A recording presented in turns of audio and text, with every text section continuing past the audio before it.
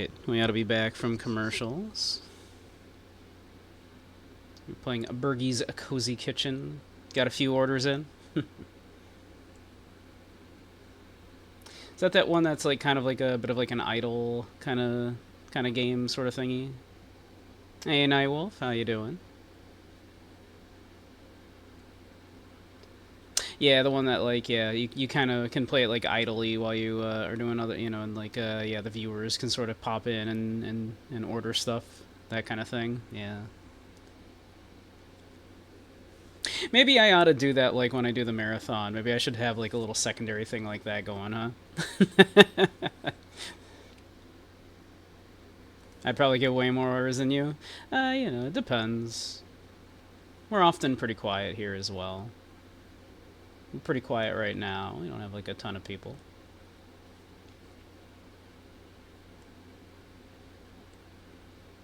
But yeah. Big popular bunny, not me. I wish.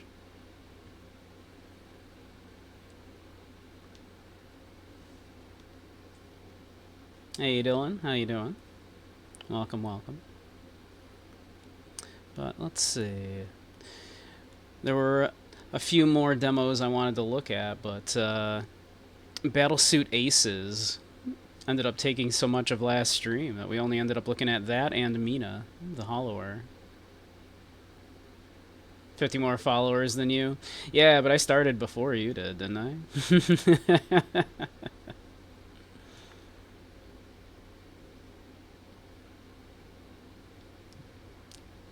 Let's see.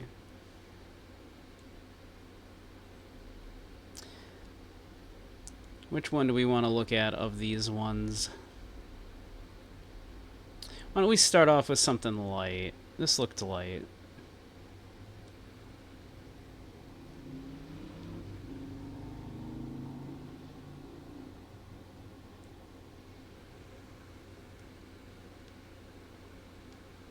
Let's see here.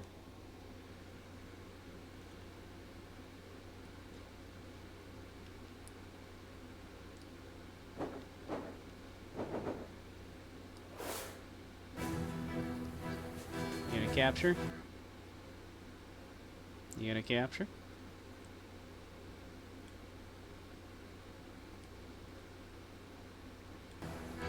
There we go.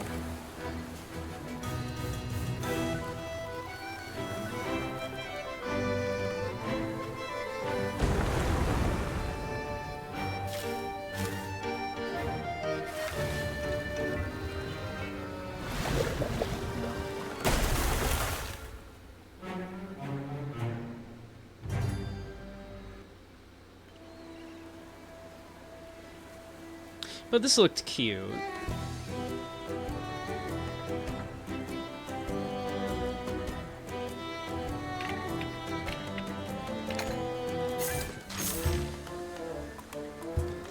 Let's see, why don't we give myself a keyboard for this?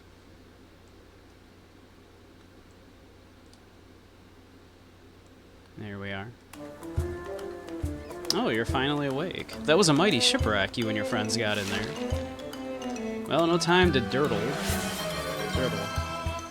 Thank you, Dylan. Stretch those legs and let's get going. Click on your character and drag to aim or flick. Or use the left thumbstick on your controller out. We could use the controller, but I think we'll mouse this one probably.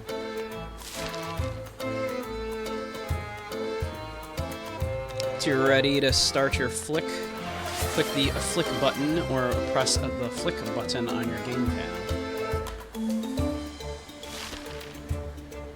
Not happy with the flick you've set up? Click the right mouse button or the cancel button on your gamepad to reset everything.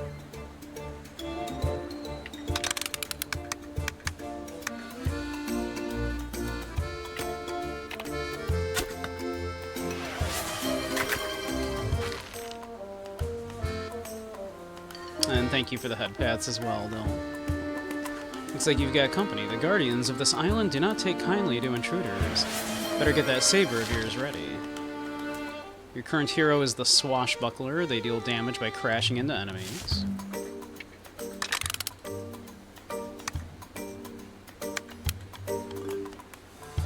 wonder if we can get them both. Let's see. No, not quite, not quite.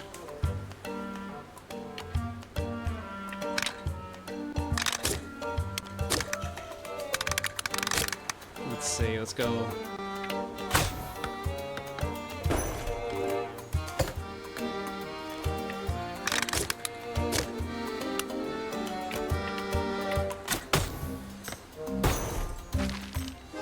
Okay, easy peasy.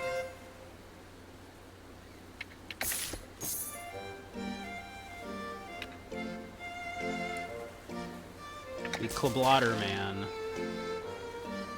You hear explosions and an angry voice, well known to you. Bugger off, you foul claw snappers!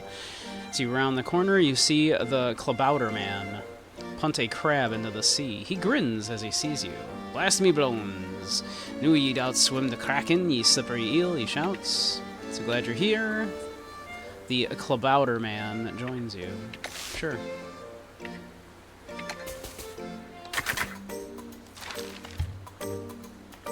You found your friend. Time for him to show us what he can do. Switch heroes by clicking their portrait or by pressing the switch button on your controller. Meet the Klabouter Man. It's all nearby foes at the end of his turn. Okay.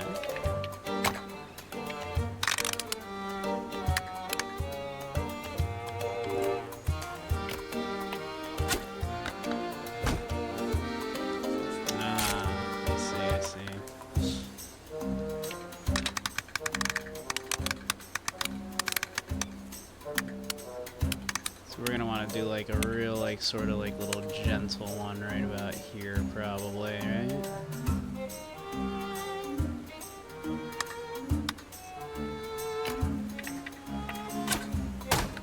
Yeah. You just took damage. But don't worry, only your shield was hit. The blue bar on the right represents your shield, which regenerates after each combat encounter. Health, on the other hand, represented by the green bar. Whoop, only at campfires. Or something.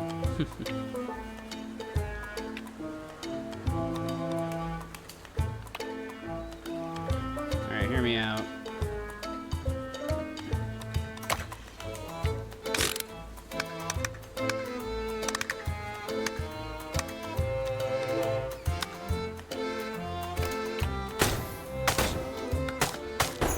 Oh, sick.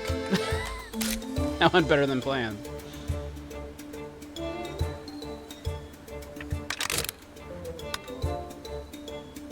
Let's see, maybe we do like a little bank shot here then.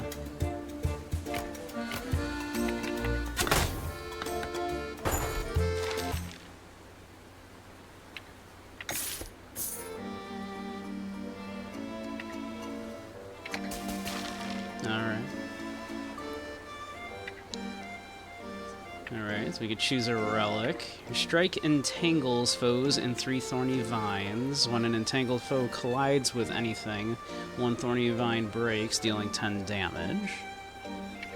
Firefly booster. Start of turn, spawn 3 collectible fireflies. Per collected firefly, deal plus 50% damage. Lose all collected fireflies after your turn. Sounds good.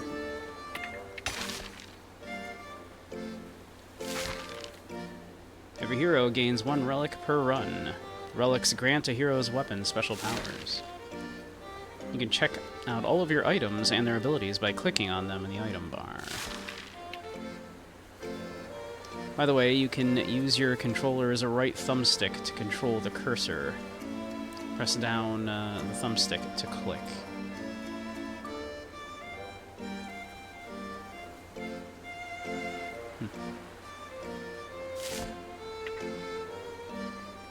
We're using the mouse anyway, so.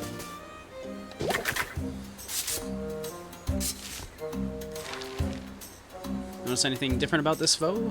The golden disc they're standing on? That means they're a commander. Defeat all commanders in an arena, and all the other foes will flee, resulting in an instant victory. Alright, cool. I'm into it.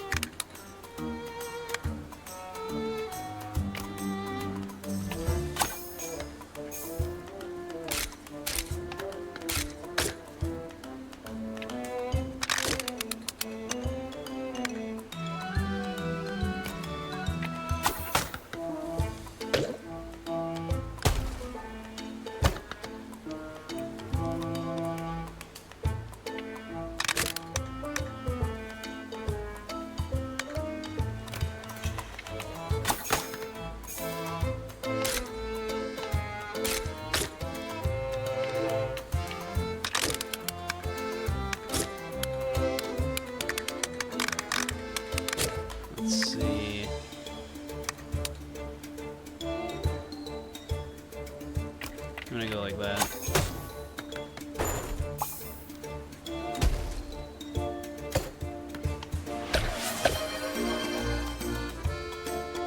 Ah, thank you, Dole. I don't love how he just spawned these dudes right in my way.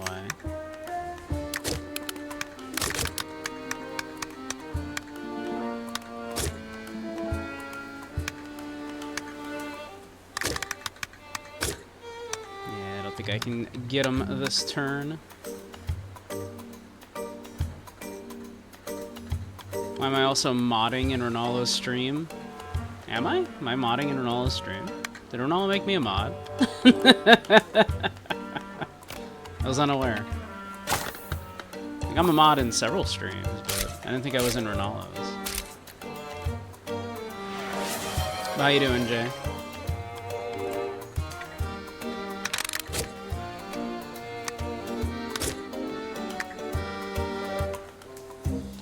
This way. We're gonna do like a whammo.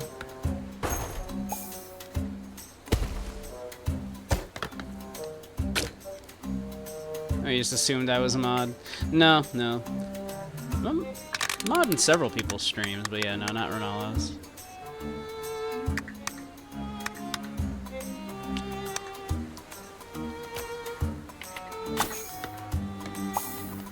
Dang.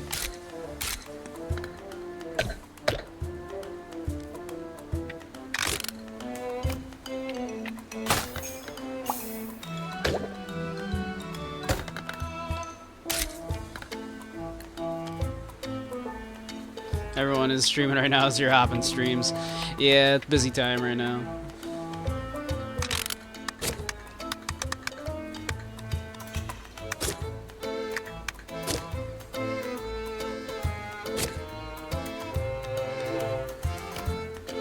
Alright, I guess we're gonna just do one of those.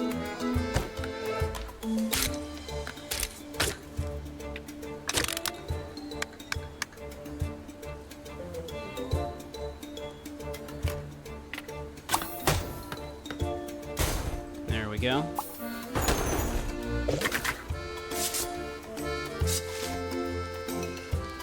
Another round.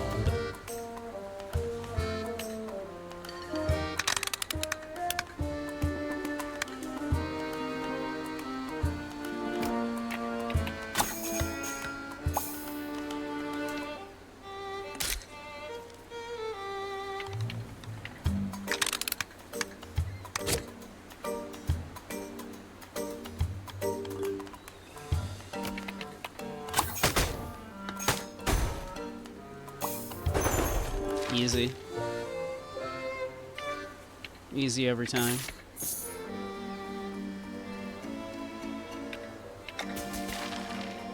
Hey, Blucky. Happy Friday. It's a Femboy Friday, don't you know? So your strikes attach bombs to foes. Your strikes ignite foes, dealing 10 burn damage per 2 turns.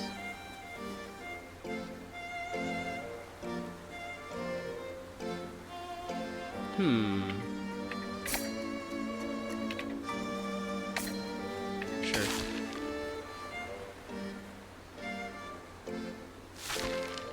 It was automatically given to your second hero because every hero can only have one arrow. Ah, okay. I didn't have to click on them to do that. Okay. Find upgrades for your relics on your travels. You can see which hero will gain the upgrade by looking at the card frame. I see. But how you doing, Blucky and Cutie? Spend 4 experience, level up, heal by 100%. I mean, sure.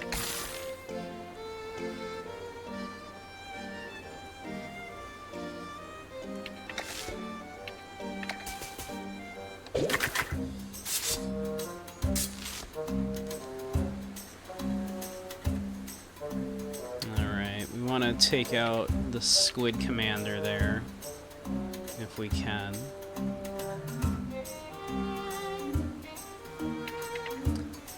We might be better off going with our buddy here.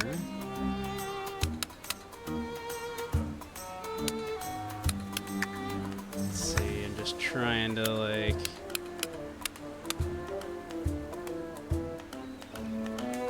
kind of nudge our way in here a bit.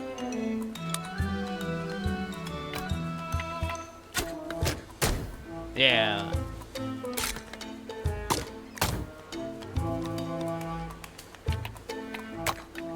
And now we just kick the crap out of them, right?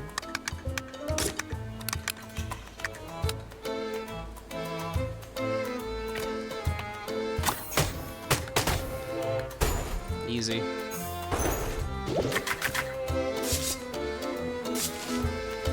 We have to take both of them out.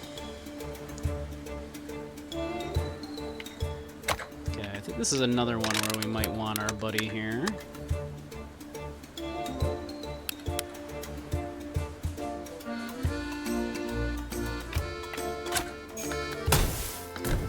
Heck yeah, heck yeah, heck yeah.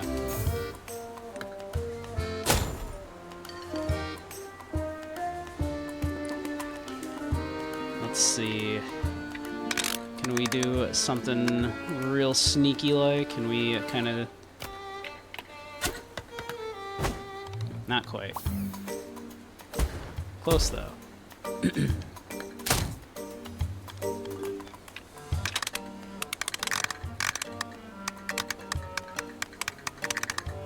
Let's see. Something like that? Yeah.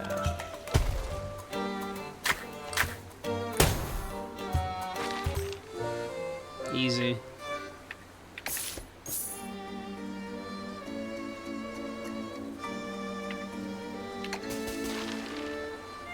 Time for upgrades, just a few small adjustments here and there. Instant ignition, when a foe catches fire, they instantly take 12 damage. That'd be great. +6 firefly limit. Refreshing tumble, after you strike, gain 25% of the damage as shield. Ooh, those are good too. I think we take instant ignition though.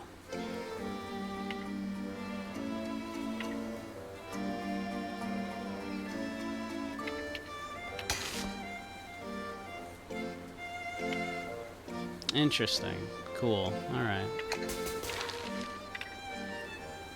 Weary from a long day, the heroes call it a night for some well-deserved rest. Heal by 100. We're like maxed.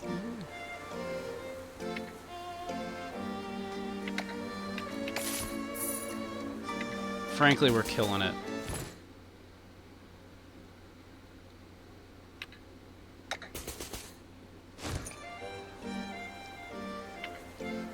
We have a couple hard combats. So let's see. So that way has a shop, that way has a campfire.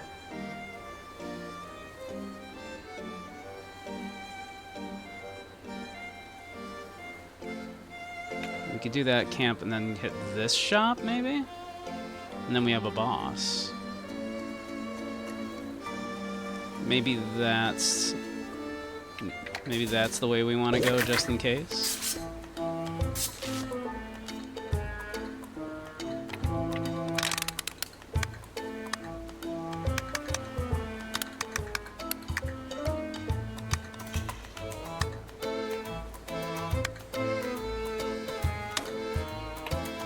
Okay, maybe we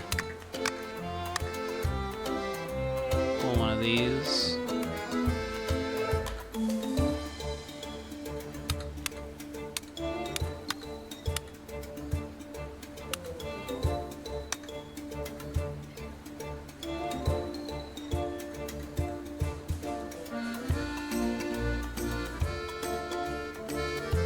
I think that's probably wise.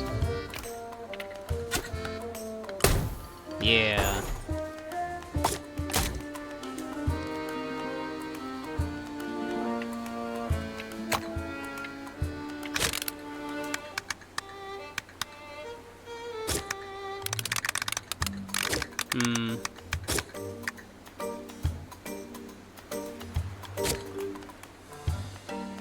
Alright, maybe we just get out of dodge there. Ow.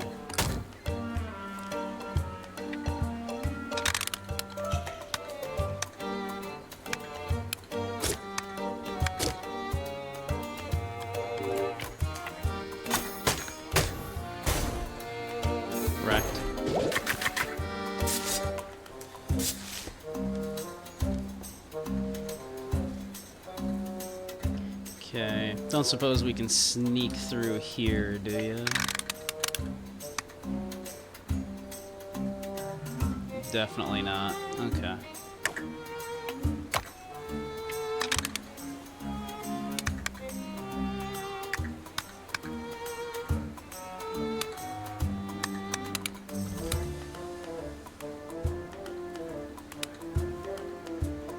Alright, let's go about there-ish.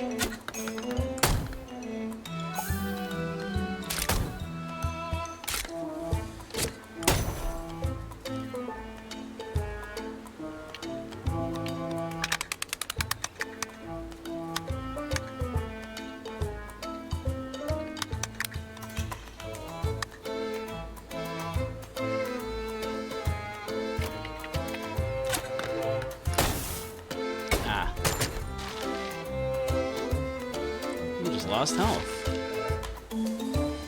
Other than shield, which regenerates after every combat, health can only be regained at campfires. Noted.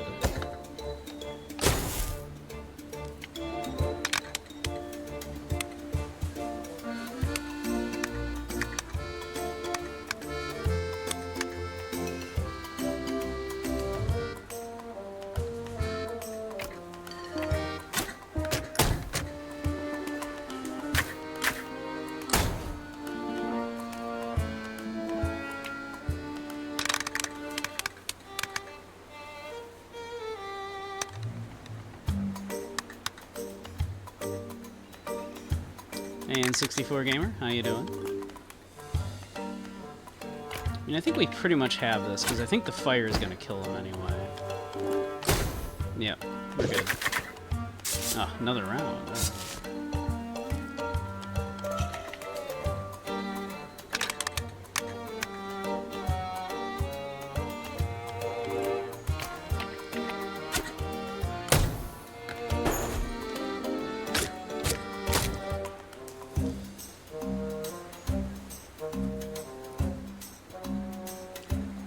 See, I think we just go with this, our friend here.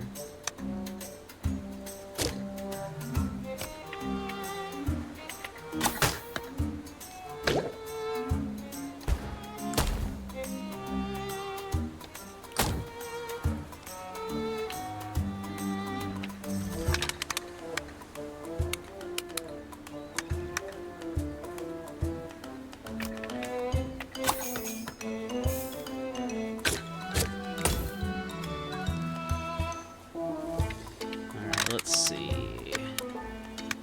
Can we do a tricky here? Not quite, unfortunately.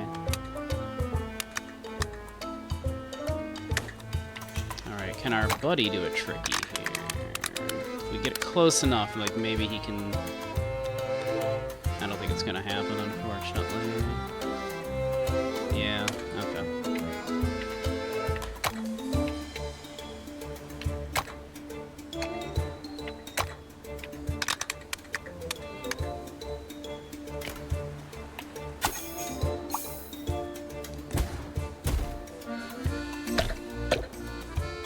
Oh, that's annoying.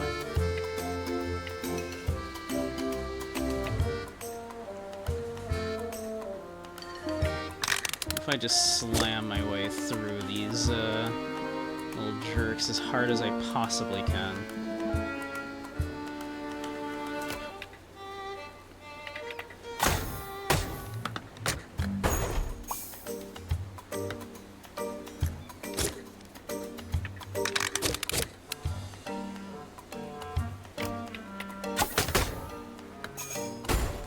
There we go.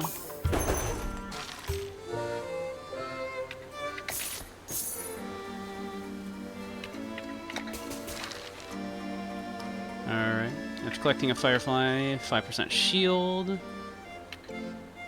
Strikes gain plus 25% radius. Ooh.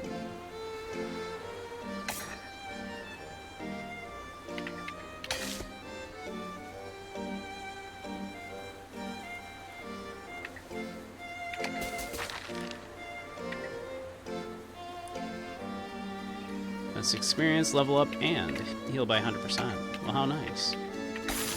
Hey, Dragoon, how you doing?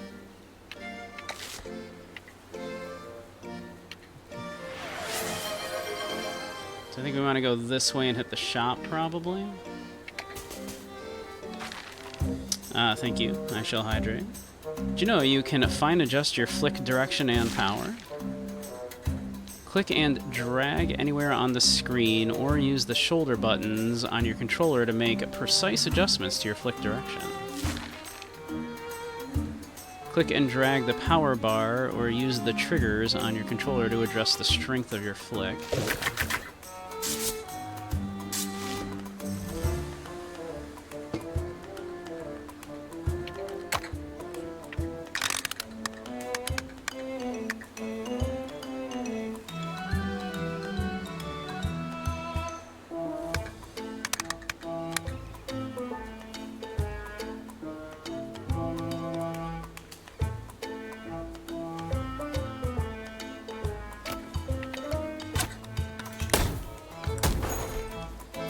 Cool. That ain't terrible.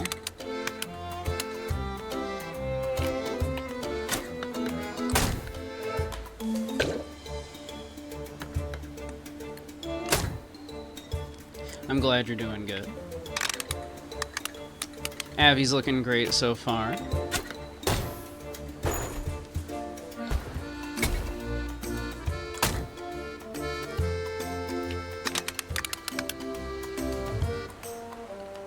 You're very welcome.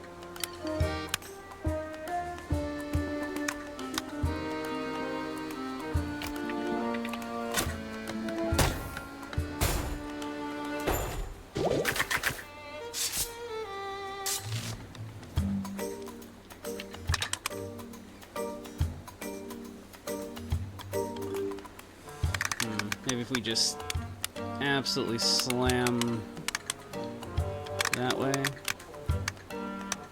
Yeah, this is probably the better bet. Wait, no.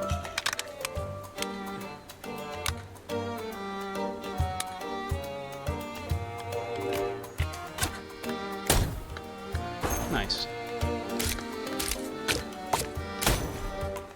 That went pretty darn well.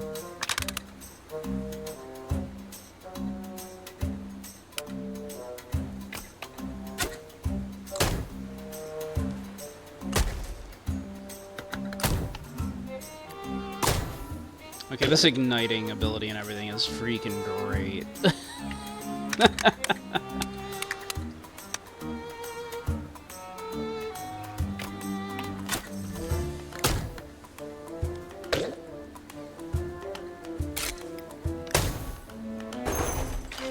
Easy.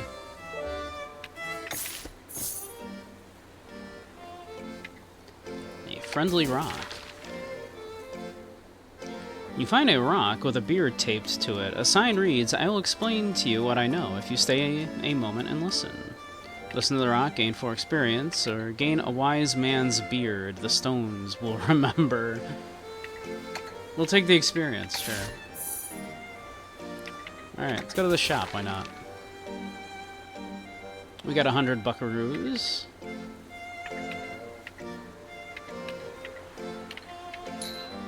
Plot armor. During your flick, prevent 50% of all damage you would take.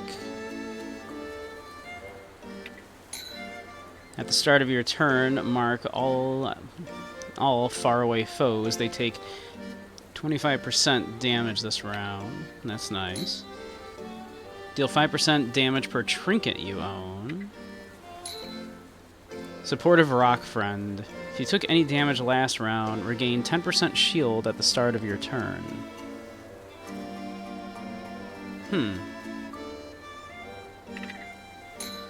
Plot armor sounds really good.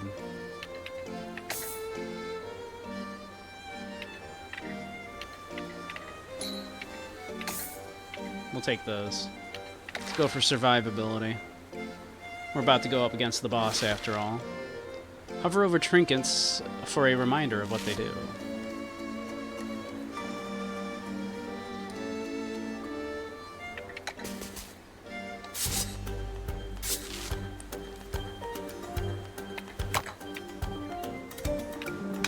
Alright. Let's get this going. Get the damage rolling.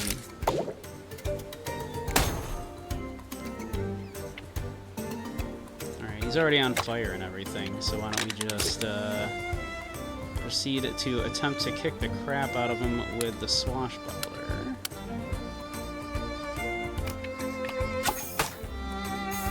He is so heavy we are not bouncing him.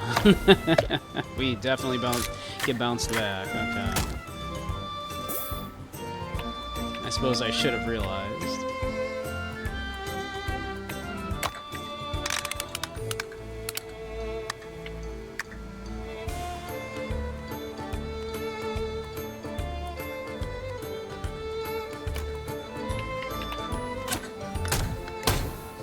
I didn't quite get the boss in that one. Boss is still taking damage from the burning though, so that's cool.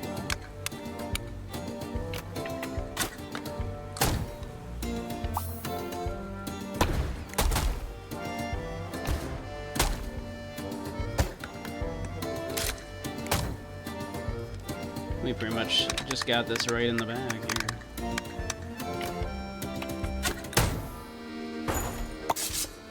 Oh, wave 2. Never mind. He's back. He's mad. Well, that looks scary. So maybe we want to be not in the vicinity when he does that. Maybe we go over here for a sec. Let him get whatever that is out of his system, huh?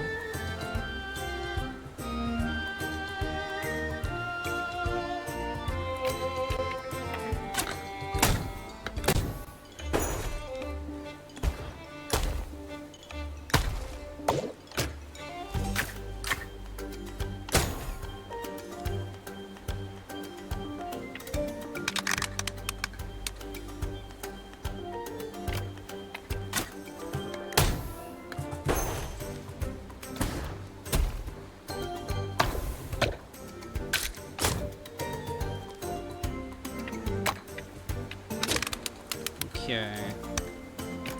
At least we can do some damage and then get the hell out of there with the swashbuckler. That's very cool.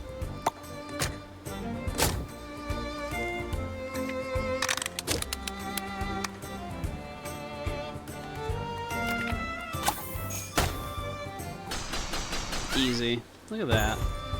Nary a scratch. We're still at max health.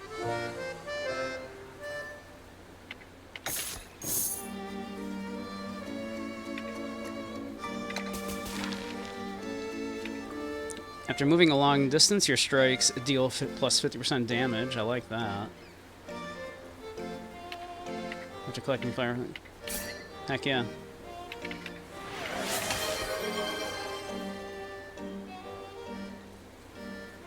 The Frogomancer. Heck yeah.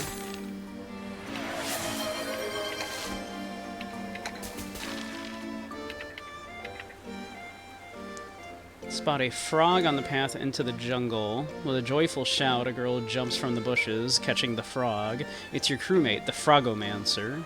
Ahoy there, Captain.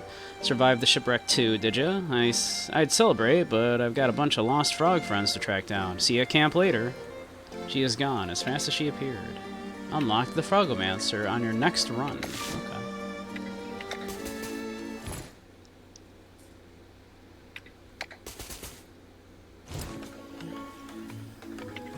Got a couple combats. Chiseling Giant. Well, I need to know what that is.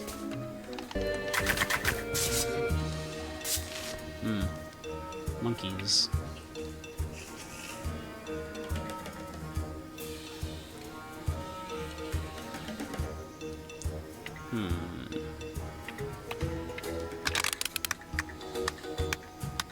I wonder what constitutes a going a long distance.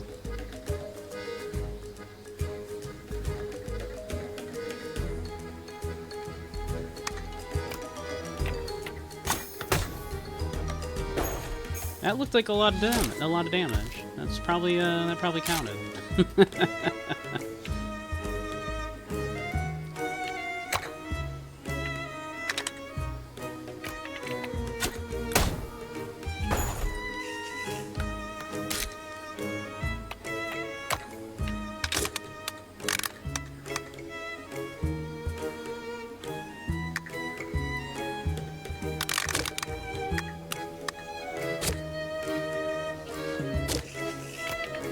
let's just do that.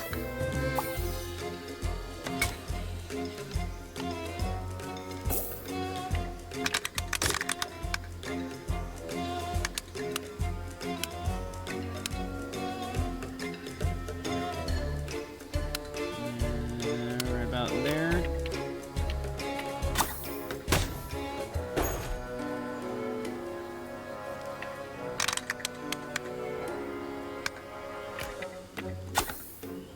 Oh, dang.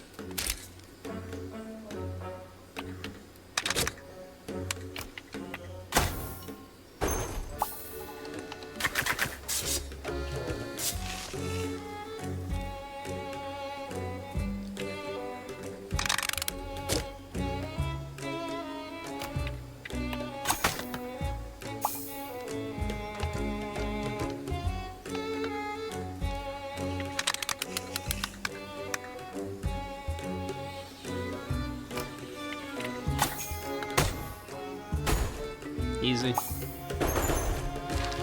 No chance.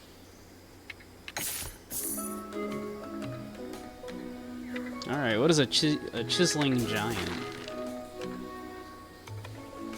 In a cave, you find a sad giant chiseling away at a rock statue. Oh, hello, fellow travelers. No, just hello, travelers. It rumbles, looking at you with sunken eyes. Have you met the rocks I made? They are the only friends this forsaken island lets me have. You better move on, or this place may curse you as well. Select one of 3 curses, choose one of 3 upgrades, or gain an experience point. Oof. Wonder how bad the curses are, huh? I suppose we should find out, right? How bad are these curses? Right? The start of each arena, take damage equal to 50% of your current shield. Gross. Forced teamwork. For every consecutive turn you use the same hero, take 40 damage. Doubles every chapter. Yikes. First time you take damage each round, instantly teleport to a random position. That seems less bad. Alright. Ooh. That could be nice. At least 3 characters are burning, gain plus 50% burn damage is also really nice.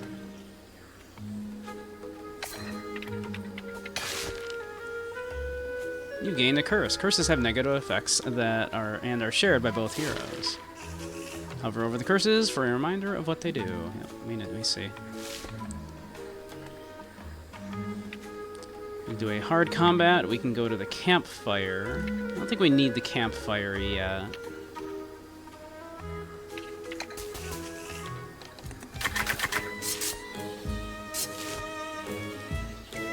That's the commander, huh?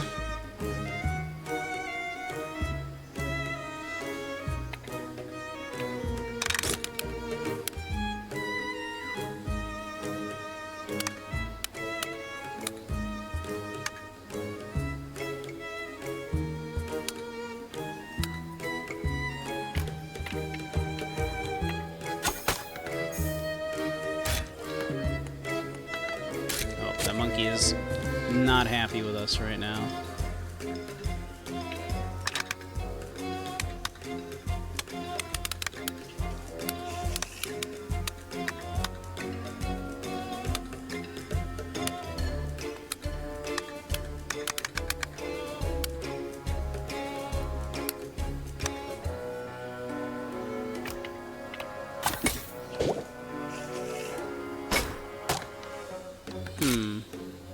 I guess crossing through that, we took damage, I see.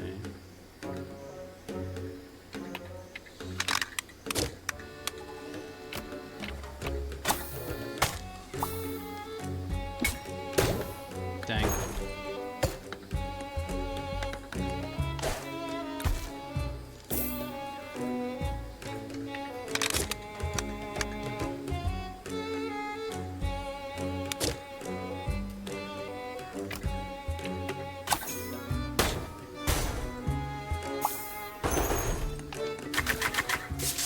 Look at this dapper looking monkey.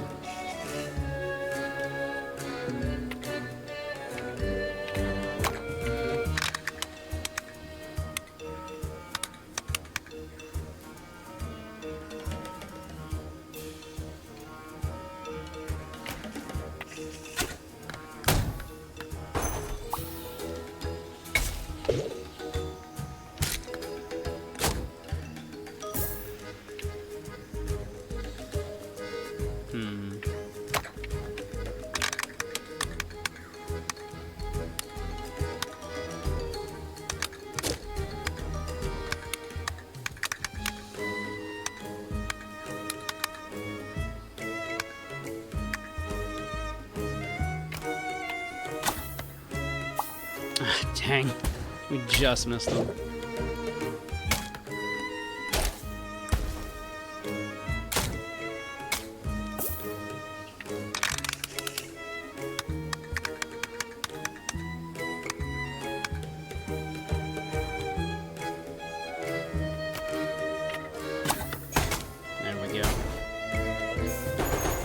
Took a little bit of damage there. Oh, we have another round. Another wave.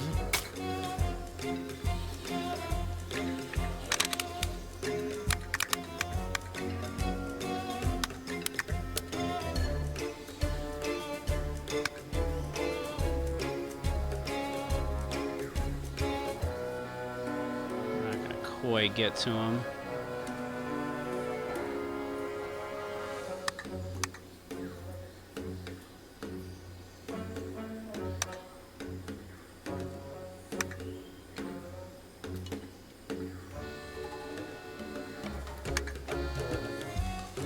Maybe, just maybe. Ow. Huh. Interesting.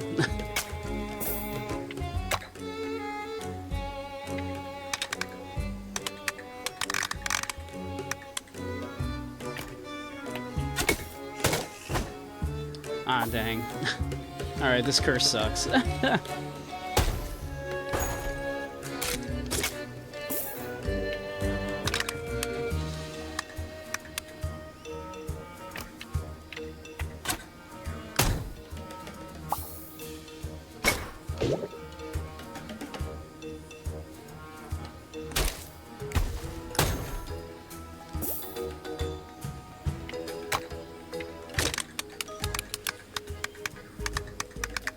Hey, Gub, how you doing?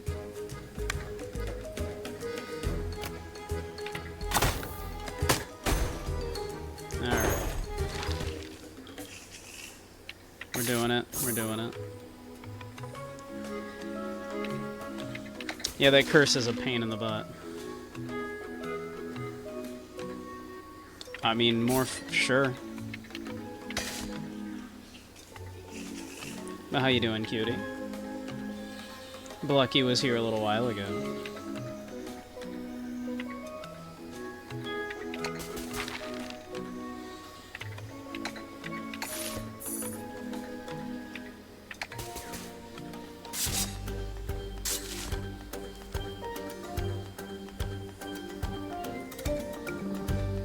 Let's see here.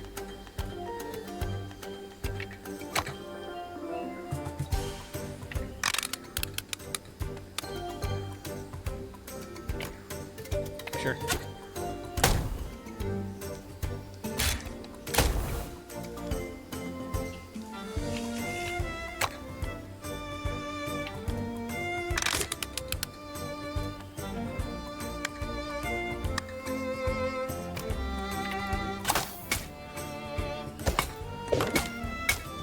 Woof, woof. Okay, what a jerk.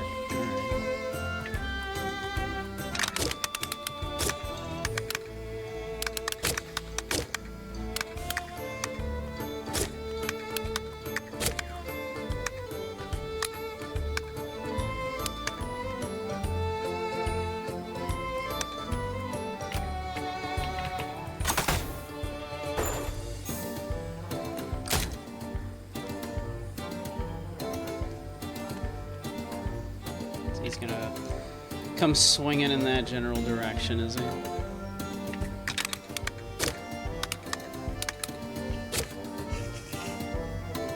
What if I kind of give him a glancing blow and get out of here?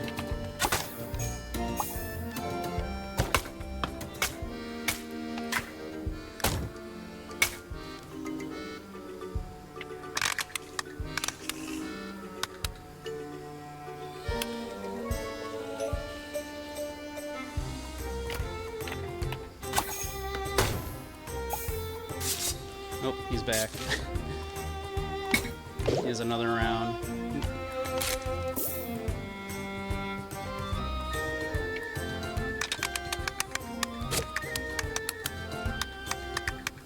Let's see.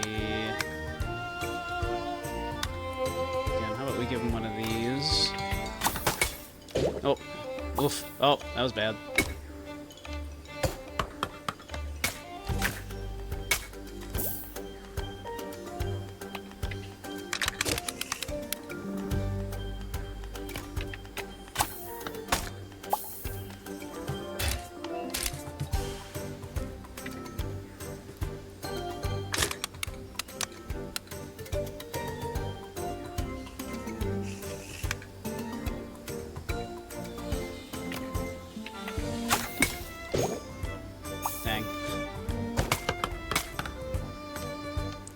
This damage curse, pain in the butt, I have to say. Kind of getting our butts kicked a little bit too.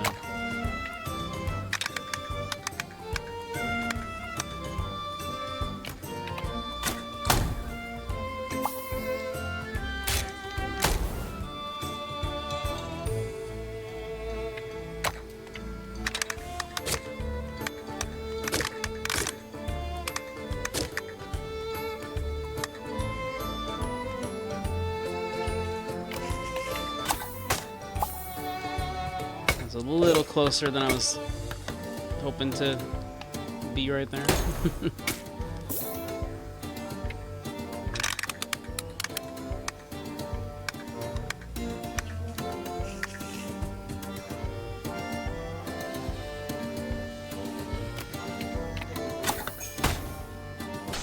There we go. These fights are getting rougher.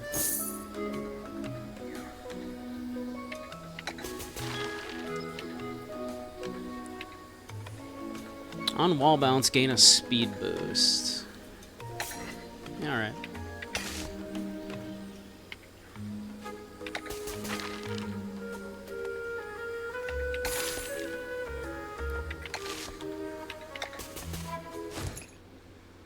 This is cute so far.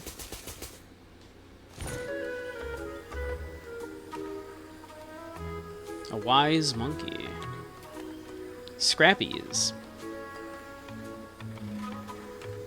I mean, we kind of need to know what's up with Scrappies, right? I mean, look at him. He looks like a friend.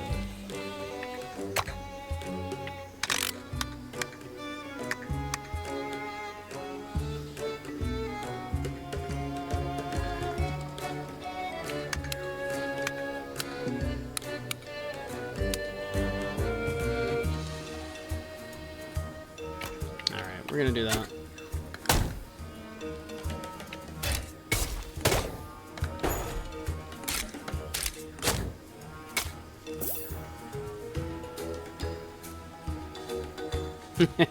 You'll scrap with me, we'll get nice and sweaty.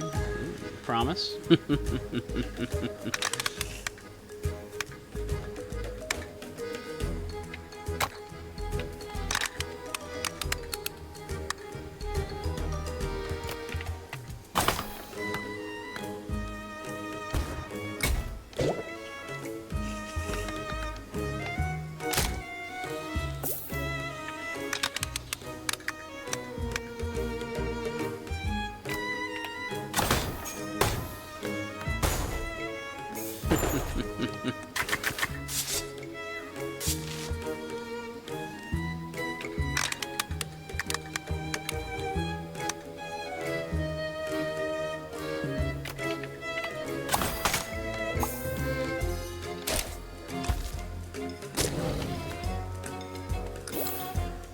Oh, that monkey's a healer. That's gonna be a problem. We need to get rid of that monkey.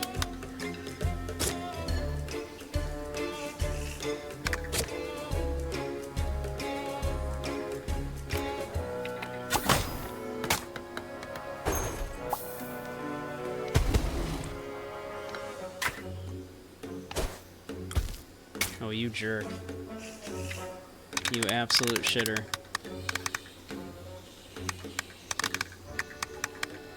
Alright. Let's see. Can we get like a wall bounce going on him?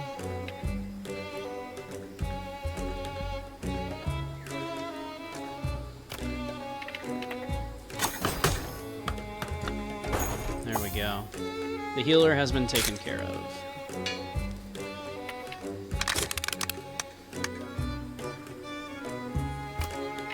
do that. Get out of here. Oh, shit.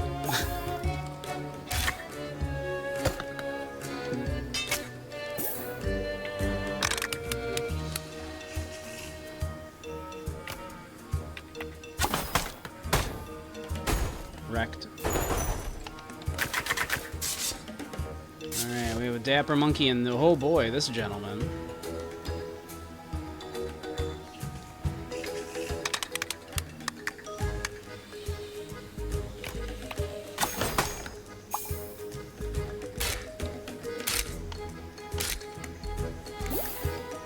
And a healing monkey, of course. Great. Alright. I hate all of that for us. Alright.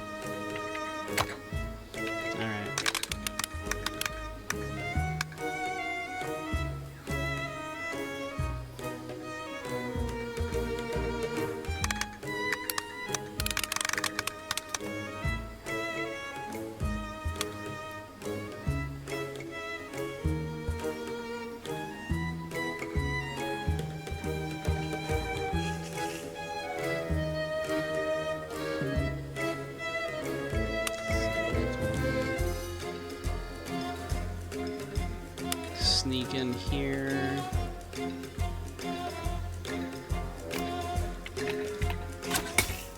Dang. Okay. Oof. Ow.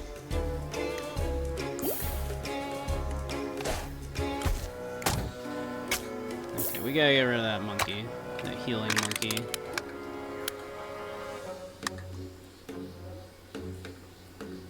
He's gonna be a real problem.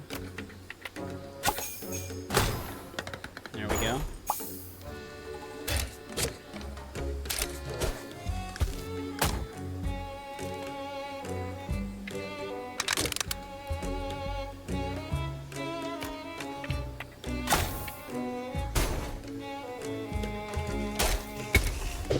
Ow.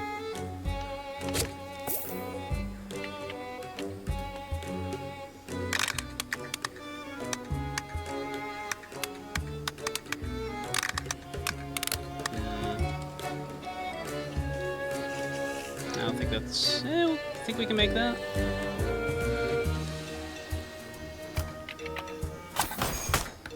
We sure can. That speed boost on the wall bounce. That really did it for us there.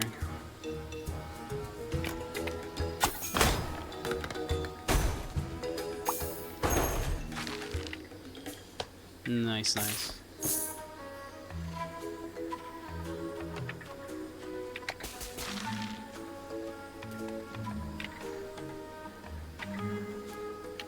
Sure, why not? Alright, what Scrappy's do. Suddenly you are swarmed by a group of excited little creatures, all adorned with different trinkets made of trash. They indicate that they want to build you something too, but they keep pointing to the gold in your purse. Pay 25 gold to get 3 junk? Sure. This is worthless, or is it?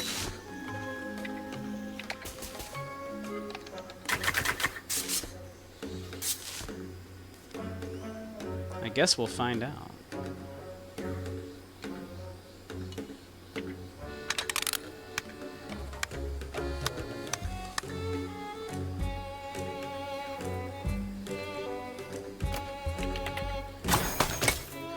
Oof.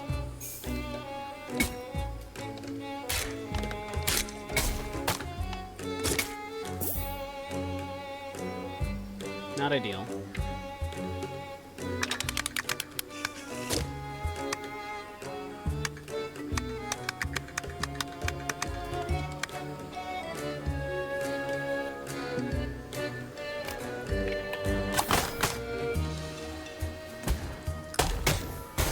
Nice.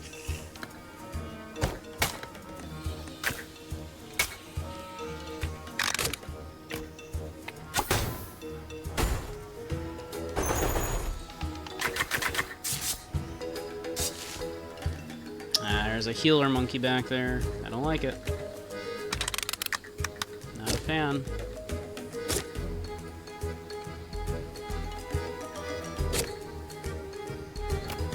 I kind of do one of these? I was hoping I was going to bounce up there a little bit more. Not ideal.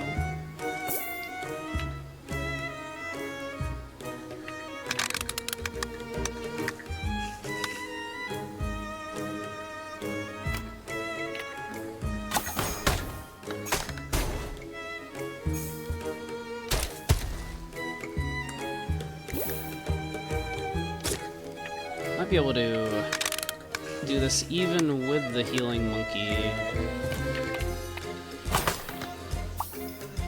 Close. Got him. All right.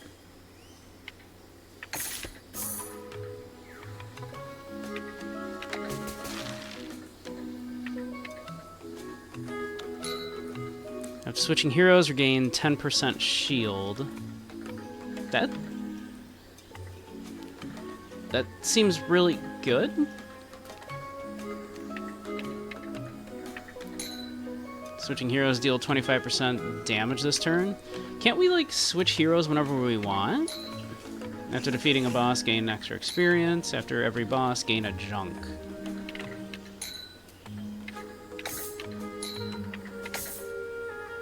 Those seem just amazing. There's got to be like a limit of like once per turn or something, right?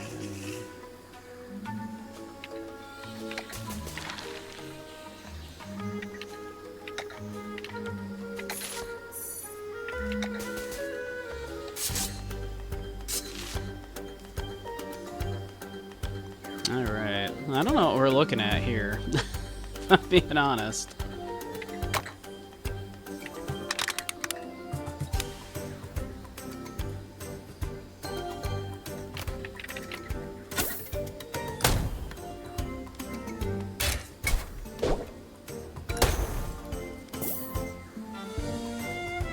Cool.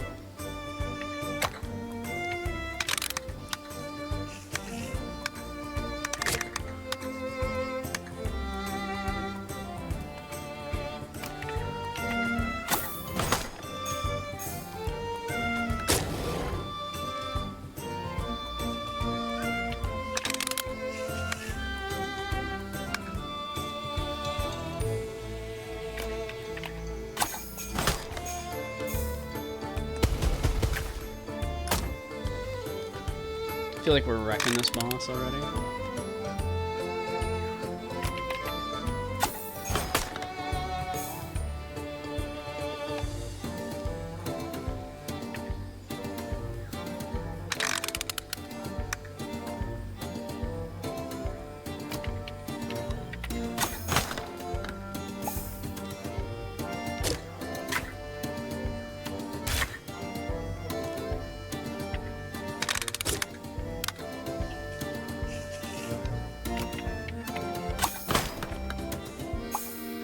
Oh, dang.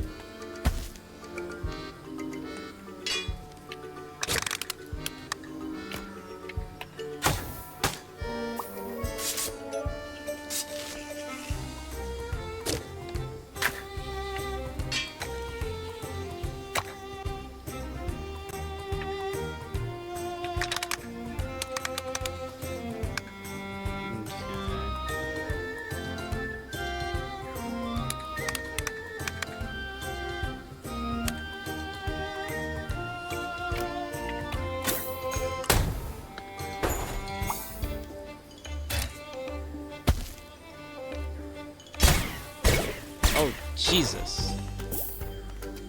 Okay. Well, that was a thing that happened. All right.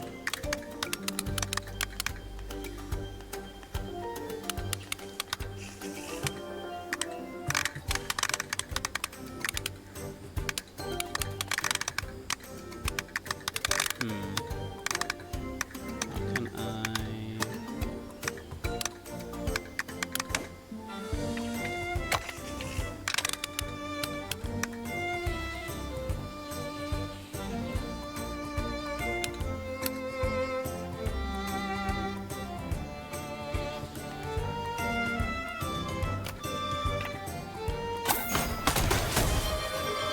Hey, Zyre.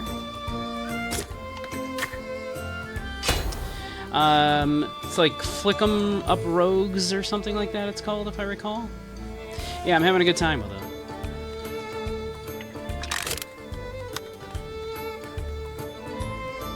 Having a good time with it. You know me and roguelikes, right? Love me a roguelike, so. Woof!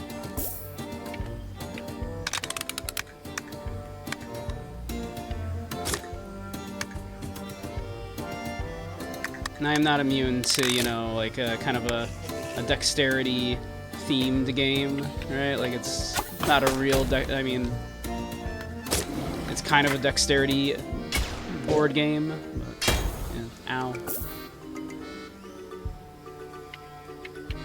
It's really fun, like with all the upgrades you can do. Like we can do some pretty cool shit.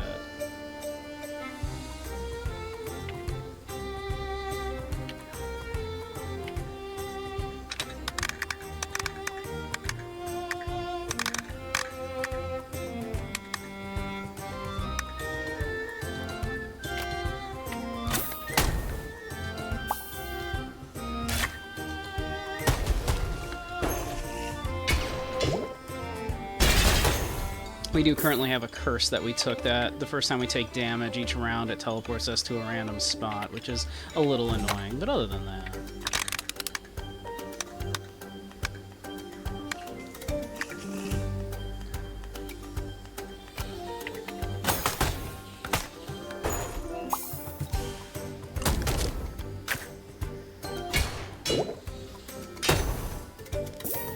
But yeah, having a good time with it so far.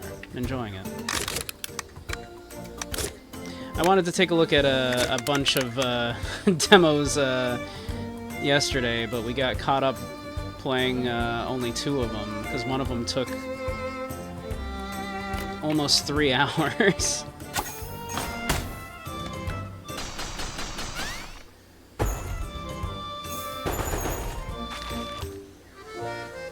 But how you doing, Zyre? Alright, I'm guessing this is going to be the end of the demo. New Doom level unlocked. Run stats, alright, cool. Now play a higher Doom level. Doing good, just waking up and getting ready for the day, nice. Yeah, you were still up when I got up, and I was up late. But we got Dragoon and Abby going.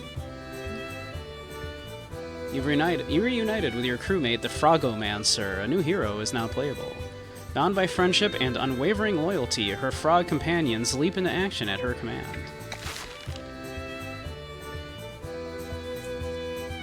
You know, I think we will wishlist this.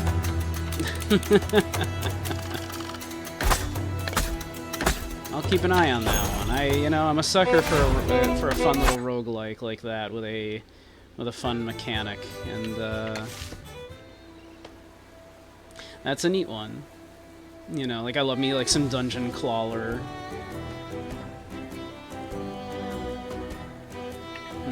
Alright, I kind of want to see a little bit like how the Frogomancer works here.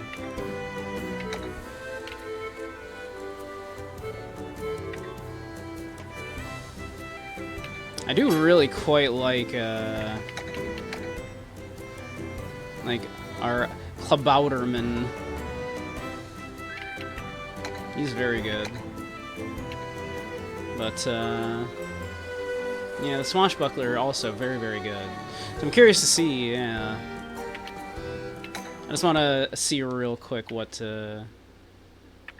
she's gonna be like here.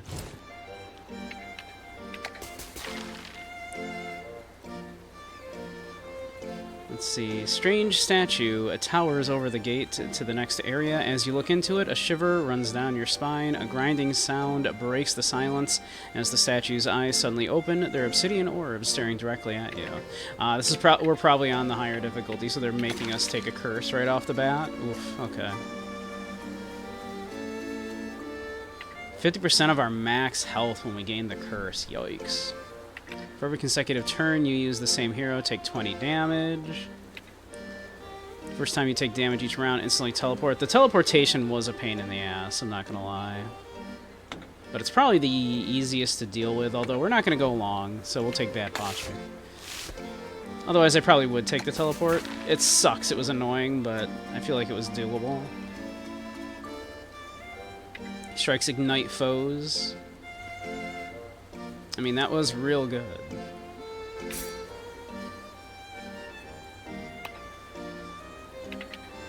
The fiery stuff was real good.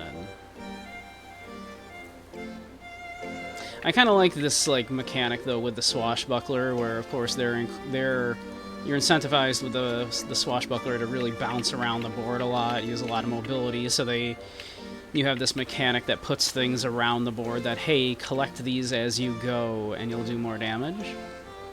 Just neat.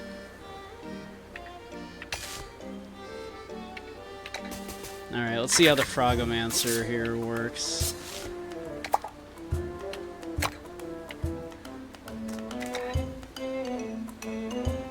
At arena start, spawn 4 frogs that you can collect. When moving past foes, tag them.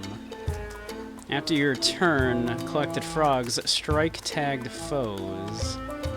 Each frog dealing 10 damage. Huh. That's interesting. So I guess we want to try to move past the foes and collect the frogs.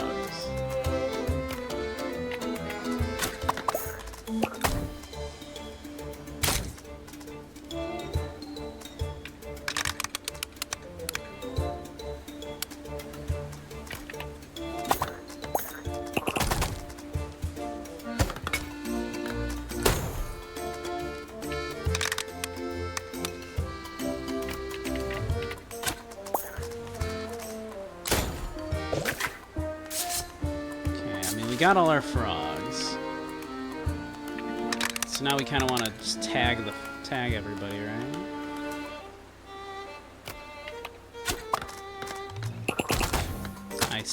I see. Okay.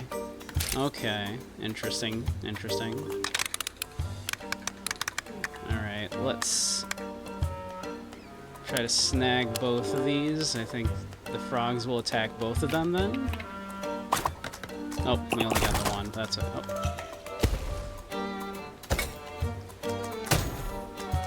What a weird ability.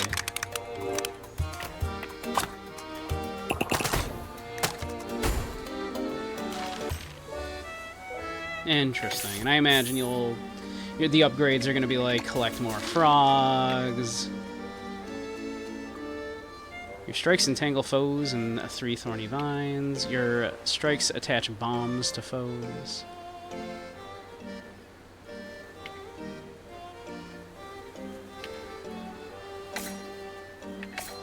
An entangled foe collides with anything. Yeah, let's take bombs. We'll just do a couple quick more rounds here.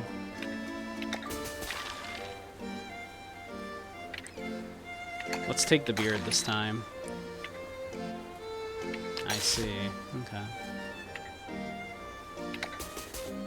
But the stones will remember. Alright, we wanna grab these frogs.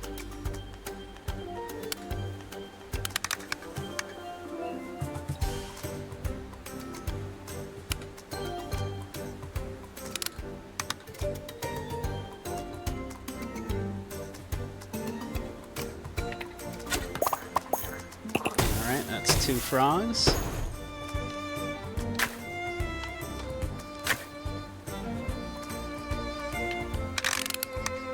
Let's see if we grab this frog and tag the enemy.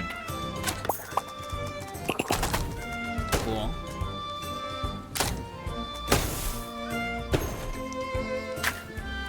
Let's see, we have one more froggo there.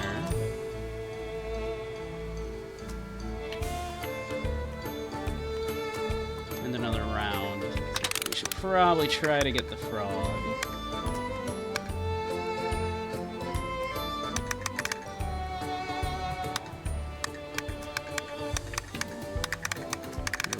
kind of blocking us, though.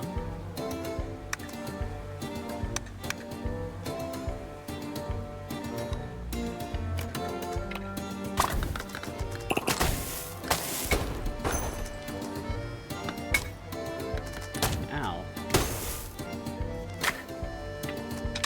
Alright. Let's grab that frog friend.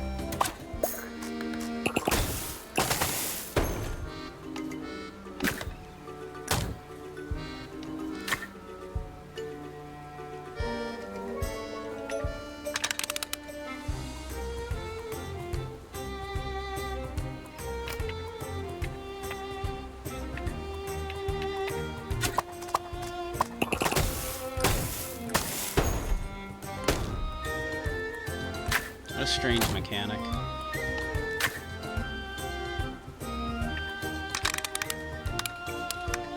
Fun, though.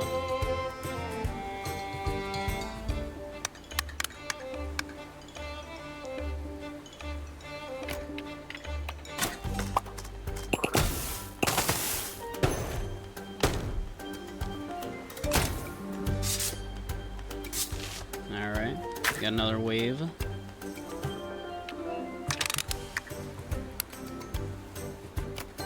Gonna do that, bounce away as much as I can. Cool.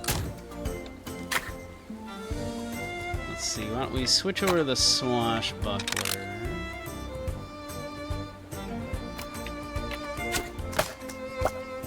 Now they've got a bomb on them. Switch back.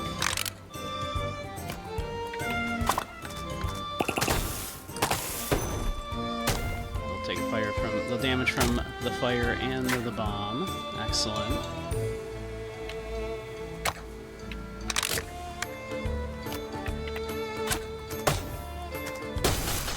Easy peasy.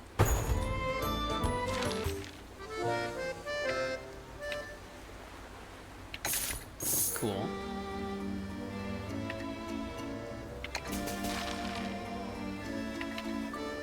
"100% tag reach. Pre-explosion charge. Bombs explode after the turn you attach them, dealing 50% damage." Sure. Better Froggos.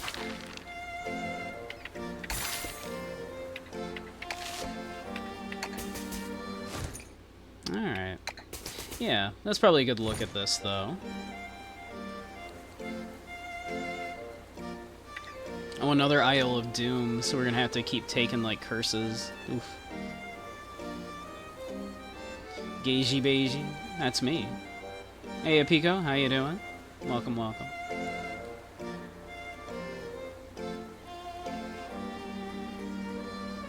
Sup, what? Yeah, you heard. What I got wobbling in my trunk?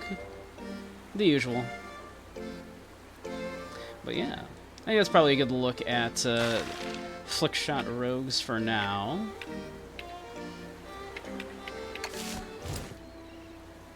I'm digging that. If that releases at a decent price, I'll probably pick that up in the future. That feels like one of those, like, you know, for a nice $20, kind of little indie roguelite kind of thing, right? In a similar vein to your dungeon crawlers and whatnot. I'm into it.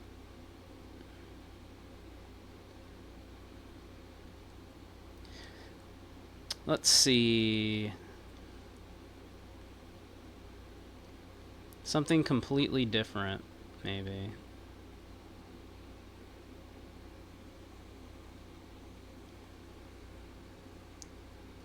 Getting a bit pudgy there, am I? How dare. I can't believe you would say such a thing.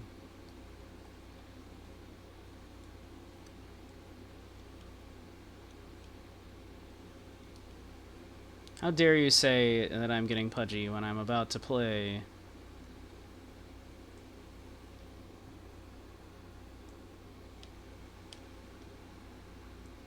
If it wants to capture. No, why did you open up over in that window? That is not where I want you.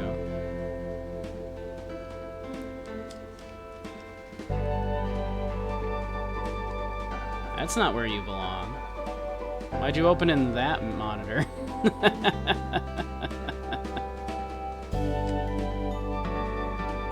Hold on. We don't want that. No, no. Hold, please.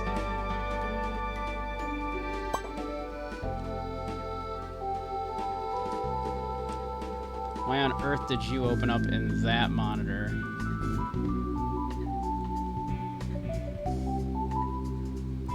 Why do I have the UK flag? Well, it looks like this is asking me what language I want, and it wanted to know if I wanted English or French.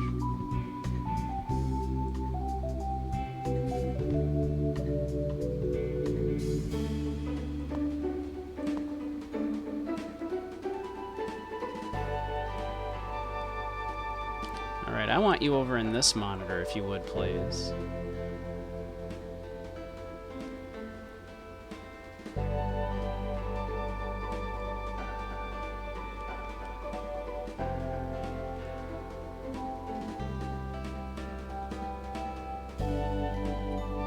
Let's see, if I do you full screen now. Hey, there we go. Alright, we got it. Pico scares you? You wouldn't scare? Yeah.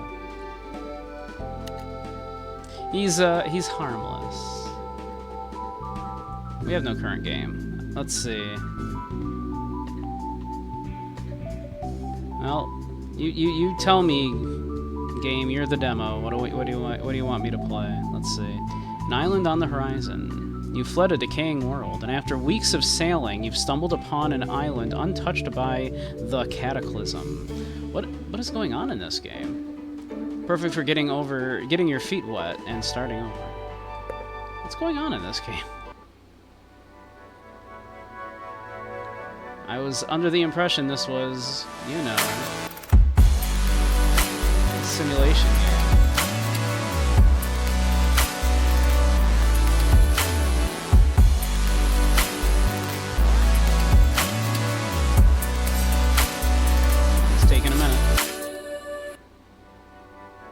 Taking a minute. There we go. After the storm. The world has suffered an unprecedented cataclysm, and you have no choice but to flee. You sailed for weeks before stumbling upon an abandoned island that seems to have been spared by the storms. You must land and rebuild what you can to survive with the survivors who came with you. More will come if all goes well. Alright. A good start. The climate, due to global pollution, has rendered many areas of the world sterile. As a result, food has become a priority, but also a currency just like money. This is why it's essential to start with the development of agriculture. An old farmhouse appears to have been abandoned, and this is where you will build your main farm. There's some small text here. Welcome to Food Industry. An additional tutorial is available at any time and contains additional information. Click on the question mark in the top right corner of the screen. Install main farm. When you start a game, you must build this single building, which is your starting point. It allows to build the other farm buildings in the construction area. Click on the farm. Once built, to display the construction area. This text is very small. You can't destroy it, so it's important to find the right location. It is also the only construction building that gives you the option to start a new road. In this chapter, the location is imposed. Place the building in the indicated location. Sure.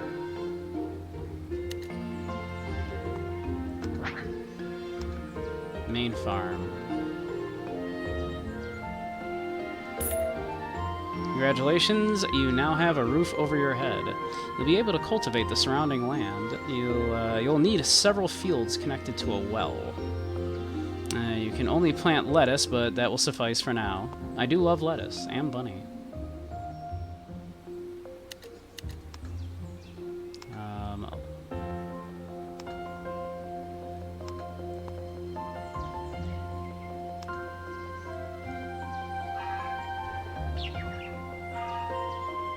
Good God, this text. This farm is a bit like your home. It allows you to settle in and begin the adventure. It can only be built once and cannot be destroyed. Sure.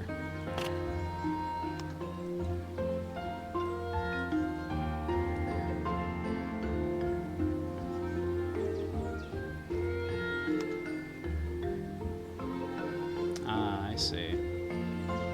You want me to put the fields, like, here and shit. Okay.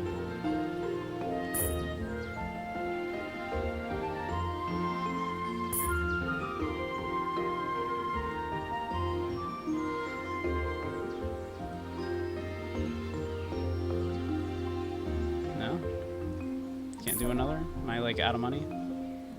Construction, not a... okay.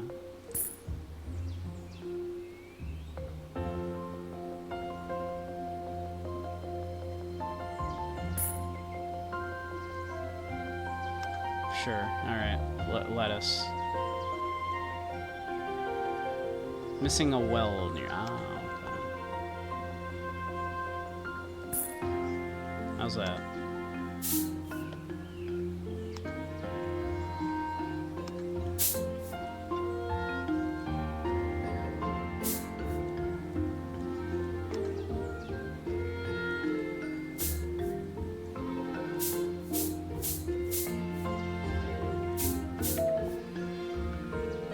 Housing for residents. While you wait for the crops to grow, you'll build a town by constructing roads and then housing the residents. Power station will supply the homes with electricity. It will itself be powered by oil, which you'll find in oil wells using a pump. This was food industry. Following the path out of the farm, you'll reach a large area. This is where you'll lay your first road.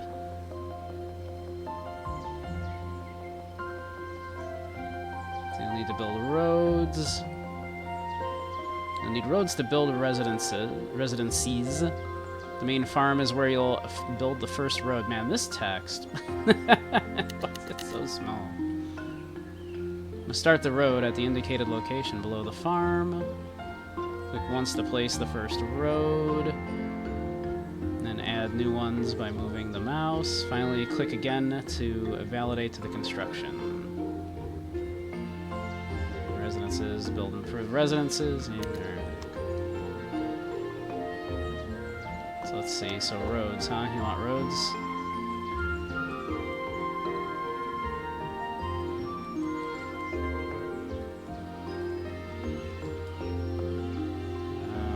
Let's see, roads? You want roads?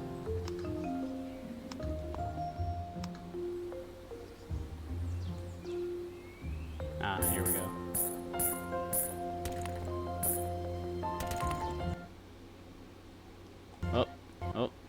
Oh boy, is it struggling. And it crashed. Alright, well that's food industry so far. It literally just updated just before I started playing it too. Okay, well, you know what? They're not all winners, are they?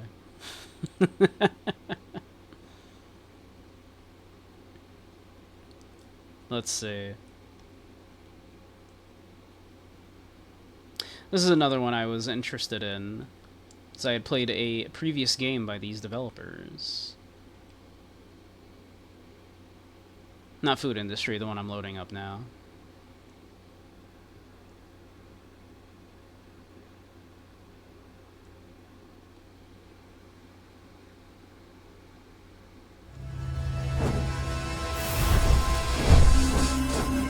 I had previously played Strange Horticulture, which was a fun little, interesting little game that I liked quite a bit.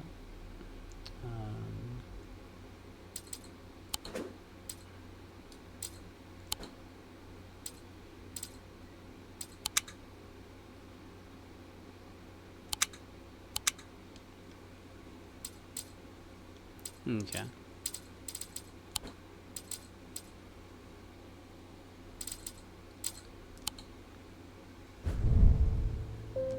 So this might be interesting. As a thaumaturge's apprentice, there's a lot to learn. Every object must be treated with care, and it's important to identify the harmful from the harmless, the potent from the mild. It was only supposed to be a temporary arrangement when Eli left the shop, strange antiquities in my hands. None of us knew that by then the pendulum was already swinging with a terrible certainty that could not be stopped. The ravens were an omen, a circling unkindness of black wings and cheerless cries that screamed even then to signal the start of the rising dread.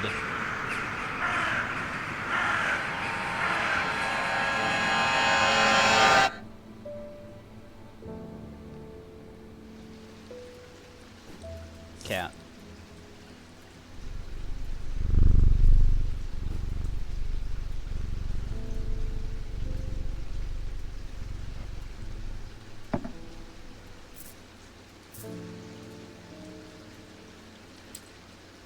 Well.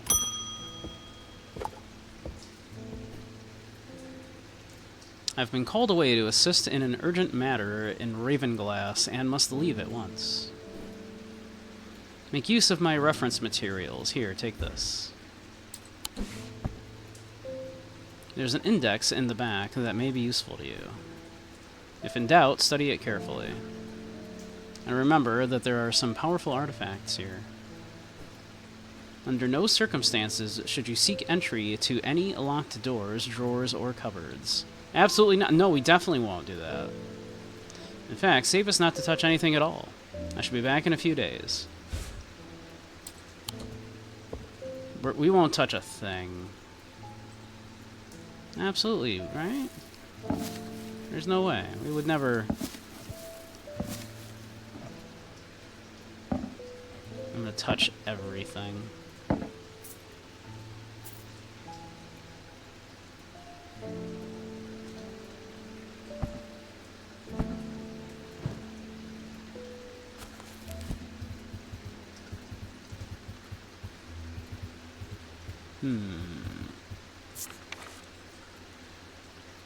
Ecumenical.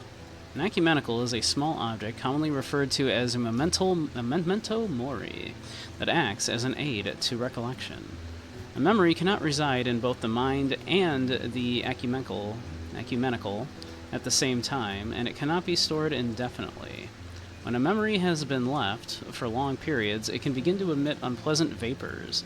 An empty ecumenical, on the other hand, has an ominous presence, pulling at the threads of one's mind.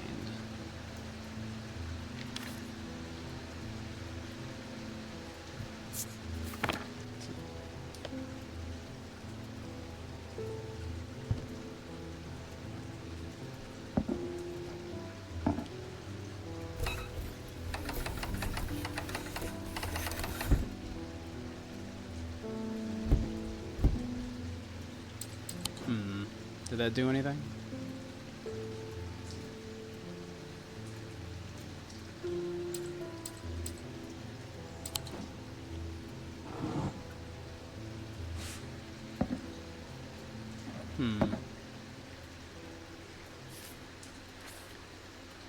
Reminder, I've stored a couple of items in the cellar of the wine merchant next door.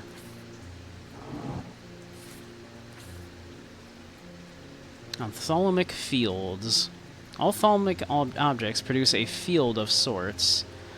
Although invisible to the naked eye, they can be observed by placing an object over a ophthalmic lens.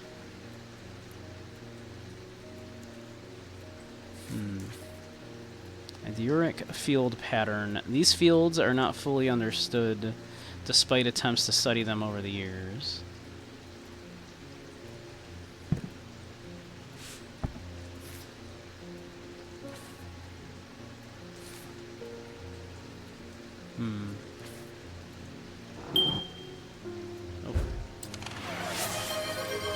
See. Thank you, Dump. I shall.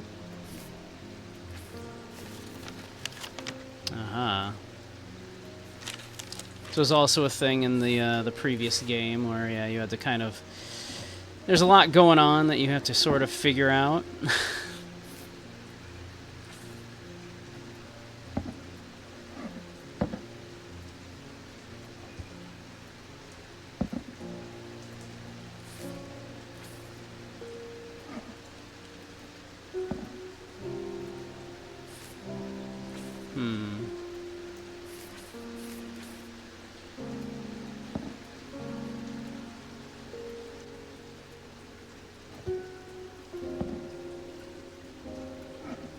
And welcome home, Whirling. Alright, let's see. We'll put these away for now.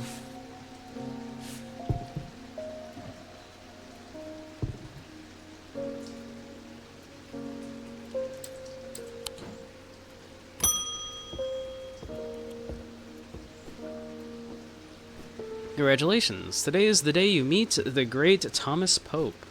That's me.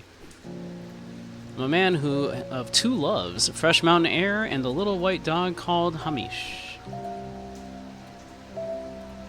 Yeah, this is a Strange Antiquities. I played a game previously by these devs called Strange Horticulture, about like running like a shop of strange exotic plants and all of the mysterious things going on in the surrounding areas. And it was a lot of fun. I liked it a lot, so I'm interested in this one.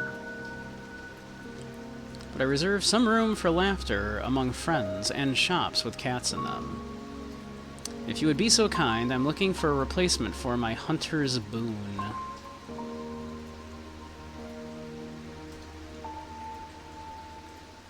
Hunter's boon, eh?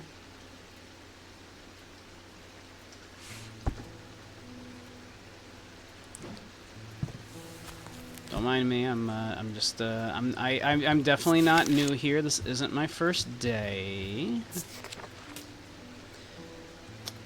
A hunter's boon is a primitive item. They grant the power of the predator, enhancing perception and agility. They are made from trophies taken from slain beasts, with those from the deadliest predators being the most prized. They are simple items without embellishment. Okay.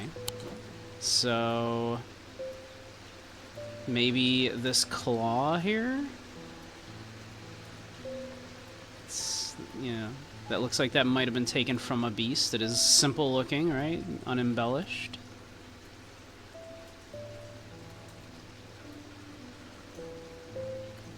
Sure, I definitely have one of those.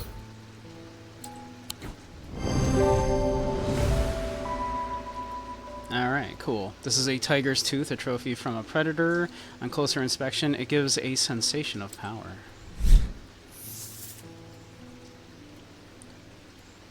And you keep collecting more and more information as you go along, more items, and more intrigue as people come in, and things are happening. These somewhat macabre objects were originally made as offerings to the goddess, Korshen, but the practice fell out of favor as belief waned. They are hard to come across now, but they are occasionally sought out for their ability to keep vermin at bay.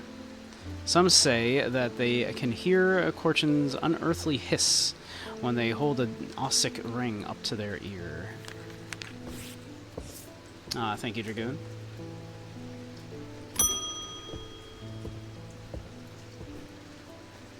The nights are drawing in again.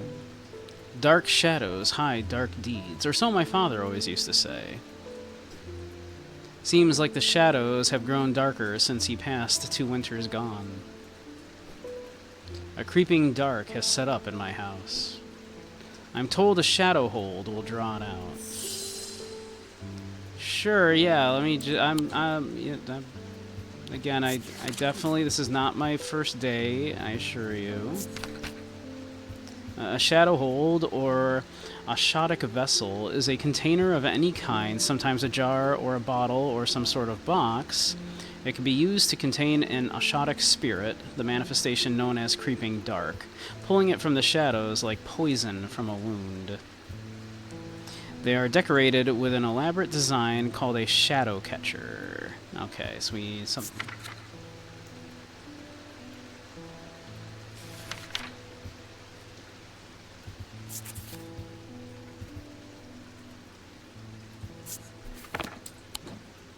So, like a box or a bottle or aha.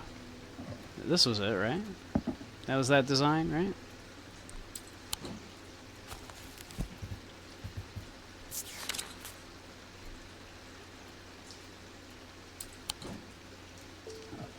Let's see, can I drag this down here to look a little closer at it? Yeah, that's that. Yeah, it's kind of sideways, but yeah, that's definitely right. Okay. Yeah, sure, we have one of those. The item is a container of some kind. The design on the bottle is the same as the sketch. Sunbond, small and lightweight, designed to be carried discreetly and made of a non-precious metal of some kind, housing a gemstone of light. They carry the warmth and the light of the sun, a brightness that can pierce the darkest gloom. There's an auto-labeling option in your settings if adding labels by hand isn't your thing. Let's see, did it not label these things for us?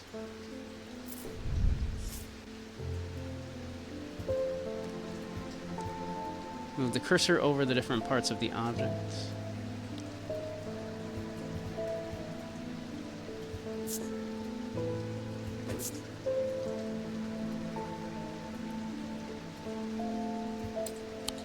Let's see. Where is the auto labeling thing? I would be fine with them auto labeling those. Once we have determined we know what it is.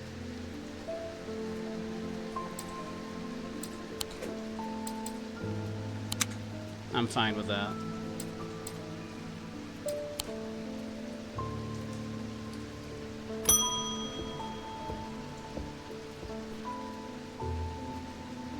What's with all these ravens flying around Undermere today? Can't remember ever seeing anything like it. Not a good day to be the sort who believes in dark omens. Here, a letter for you.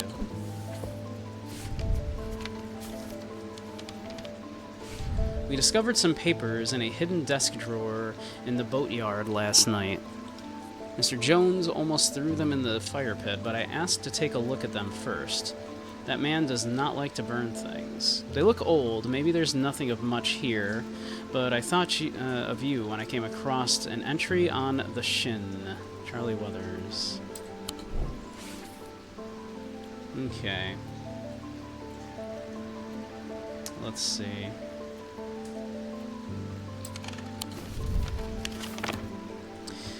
There was also, what, they mentioned, we saw a note in there about some stuff being left in the winery next to us, right? So we are Strange Horticulture here. The Greywick Farm, the Boatyard, the Barrows. Was that it? Greywick Farm?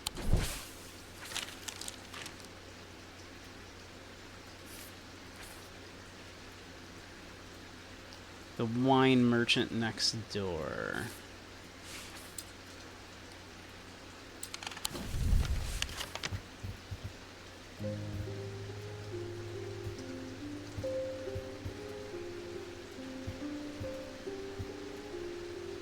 I mean, if it's next door, would that be in here? I'm wasting my time here. So no, not there. Okay. Alright. Here? No. Okay. I think you have like a limited number of those you can do a day, if I recall correctly. Ah, Jupiter, we meet again. Our paths crossed late last night on Prince Street. Is that the cat? We shared a moment before he slunk off into the dark, on important business, no doubt. Wonder if you can help me. I'm visiting my grandmother later, and I wanted to bring her something. She lives all alone on the edge of town, out on Clanbrook Road, and I don't always manage to get out there as often as I'd like. Thought maybe a moon heart would bring her some comfort. I definitely know what that is. Hold on.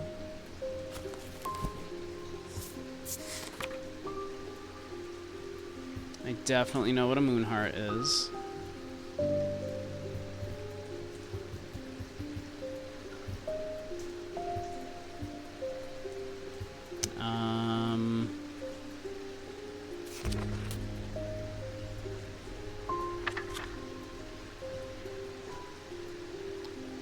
It's a form of synesthesia.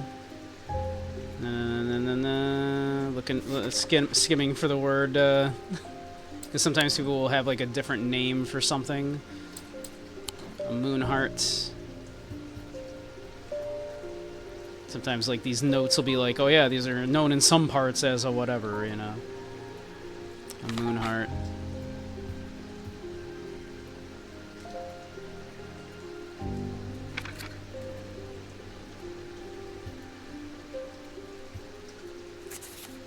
Scanning for the word moon heart here.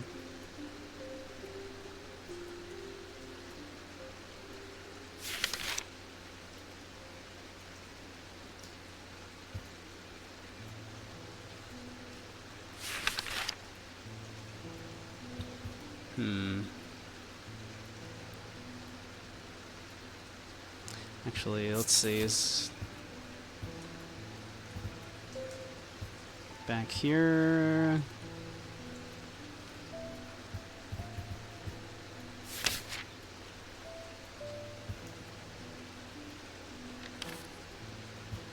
Moonheart. Moonheart is a Selenic totem. These carved totems, more commonly known as moon hearts, can be imbued with a sentiment or feeling such as love or joy, and then held tightly and recall the same feeling. They sometimes feature crescent shapes associated with both the Selenic and Noctic disciplines. Indeed, the form of the item itself will often have a connection to either the moon or the night. So carved items imbued with sentiment or joy associated with them. So basically just something with a crescent shape is all we have to go on there. That's got a crescent shape?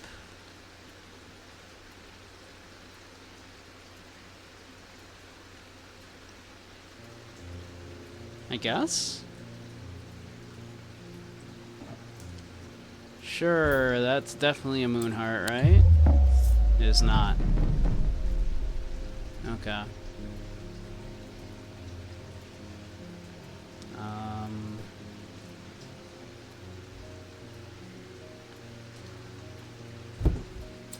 Oh wait, do we have more stuff? We have more stuff over here.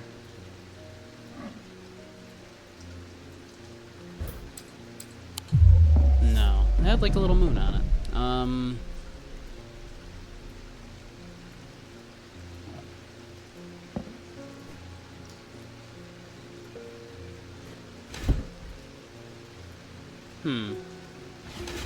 Some weights. Interesting. I don't know. I don't see anything else that looks like crescent shaped, like a moon.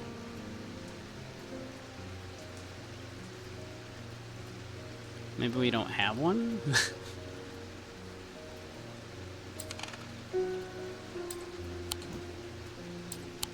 Oh, there's more over here.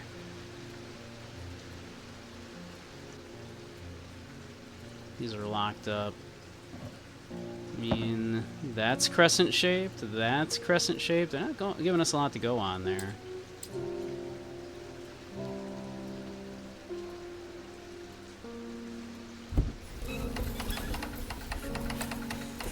I see. I mean, that also doesn't look like... Hey, Pip, how you doing?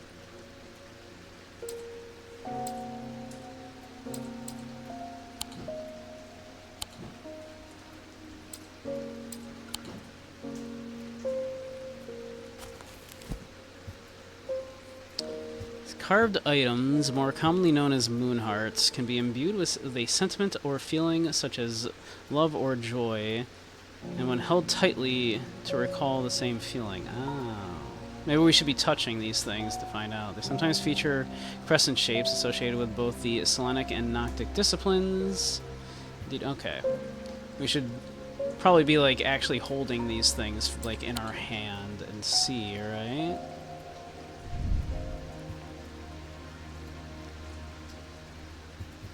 Sense of touch.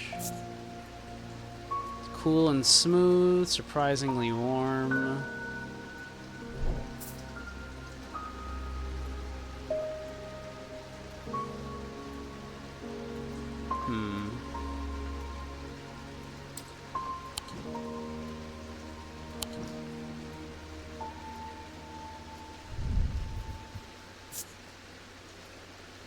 Engraved detailing, tough fabric, hard and somewhat tough. Nothing to remark.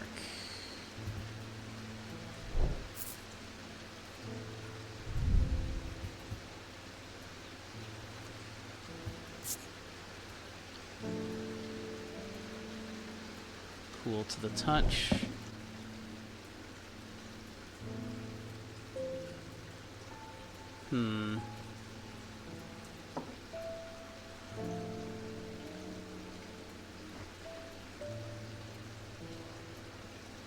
Can't even think to try to drag this candle around.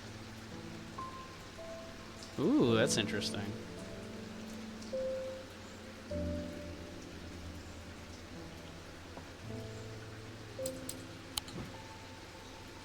Don't know what that, like, means for us.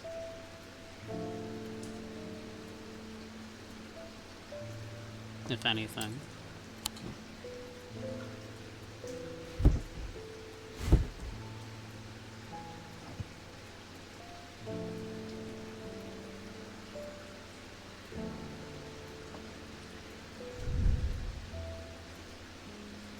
Rough and gnarled, cool and smooth.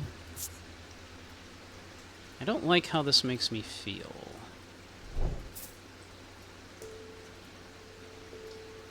I think that might be the moon heart.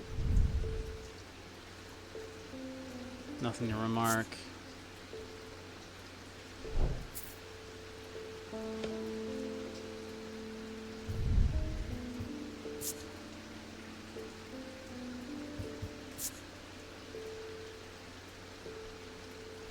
Interesting. Maybe that is because it made us feel something?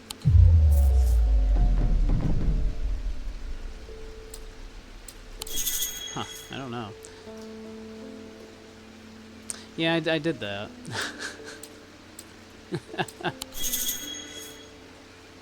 Looking for a carved totem. I mean, we looked.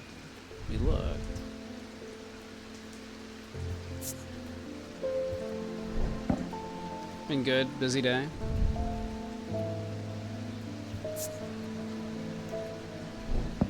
Carved totem, huh?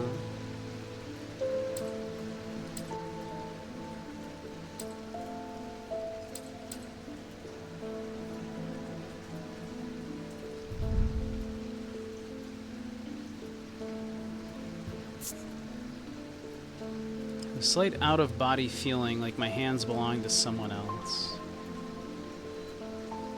Well, I don't think that's what we want.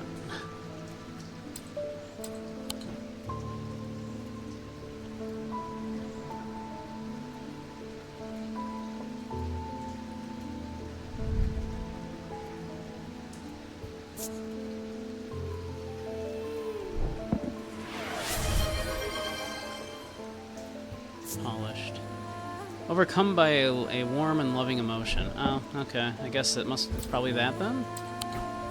There we go. Alright, we got it. Praises? Well, you were a good girl, Pip. You've been very busy, but you're doing well. Doing a great job. An absolute sweetheart. Carved totem, the owl is associated with the night. It bears a concealed crescent shape. Oh, I guess it does have a crescent shape. Alright. Fine. Did all the baby shopping. Nice. Evocant. The stone items weigh the same as a man's heart.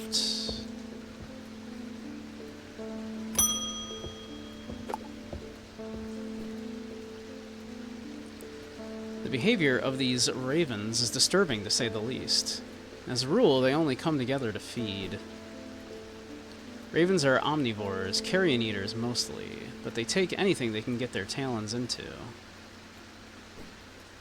And they'll kill if necessary. I didn't plan on dropping in today, but there's something happening out there, and I'd like to know what. A voice of Cyrano might help me out, put me at ease, or it might do the opposite. One moment, I definitely know what that means.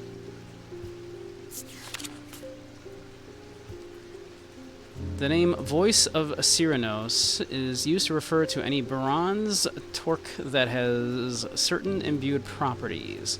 With skill, such an item can be used to read the patterns of nature that are otherwise hidden to us. Cyrannus is a pagan god of the forest and nature, typically depicted as a man with the antlers of a stag and often wearing or holding a torque.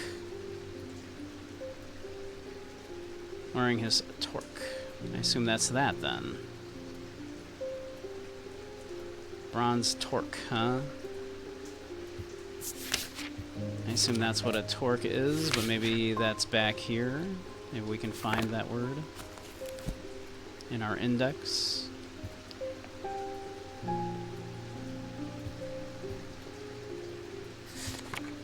I guess not. I don't know if that's an actual word, but I don't think I've ever heard it.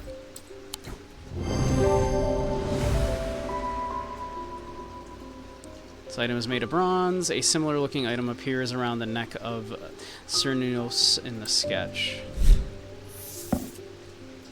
Spirit Eye. There are some who stay away from Spirit Eyes, believing them to be a window into a world that should not be seen, and others who deride their fear as nothing more than superstition.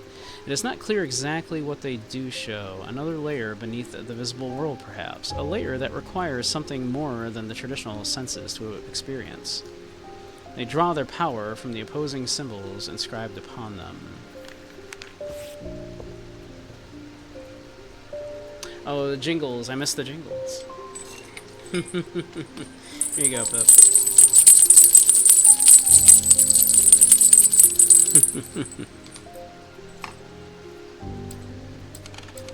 Alright, let's see. We have... what was this?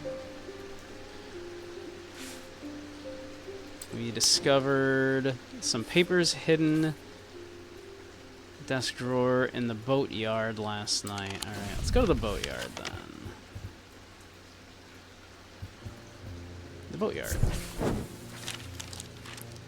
The yard has seen better days. A mess of broken and rotten timber covers most of the outdoor space that isn't taken up by upturned boats, slowly being claimed by the weeds. In the middle of all of this, a man looks up from repairing a small rowing boat. "You must be from strange antiquities," he says with a smile. Takes me into the dilapidated office where two metal buckets collect drips of brown water, and a thin window pane rattles with every step. He pulls a sheaf of brown papers out from a desk drawer and places them gently in my hands.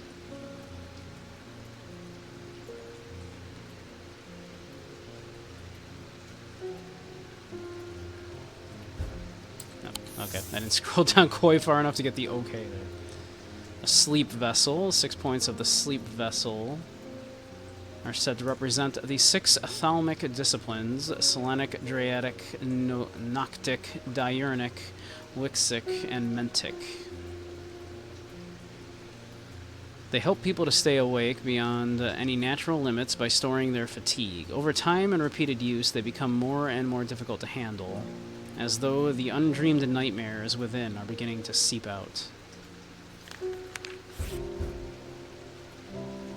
Apparently as an afterthought, and somewhat reluctantly, the man gives me something else as I'm leaving.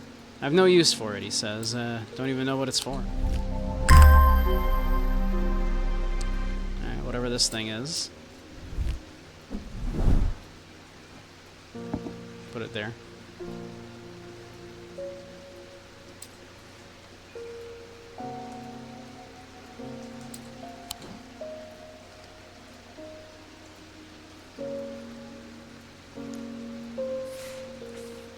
Couple of items in the cellar of the wine merchant next door.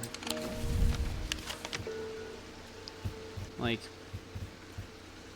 if this is us...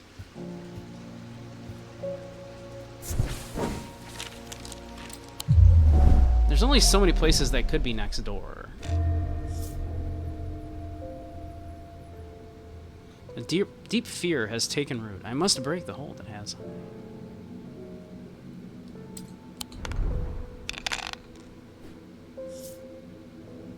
Click a segment of the seal and bank the dice to break it.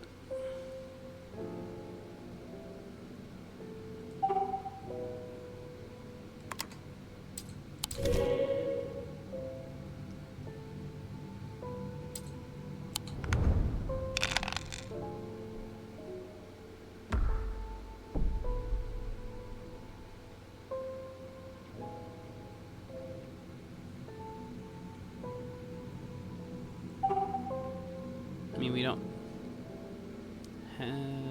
none of those match that?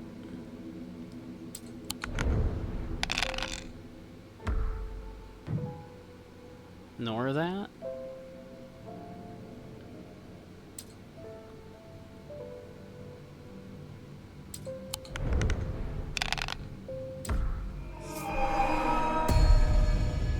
Break the seal before it breaks your mind. Well, I'm trying, but the dice aren't working well for us.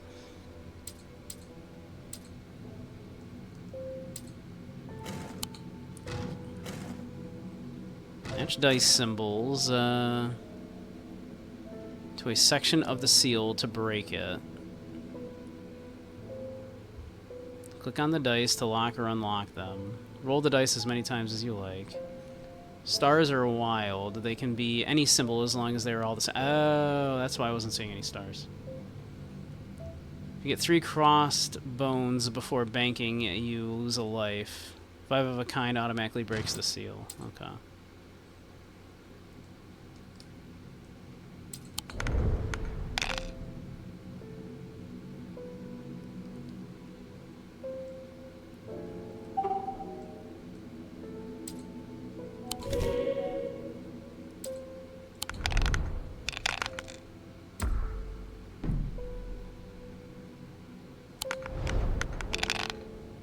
Oh my god. The cat's got our back.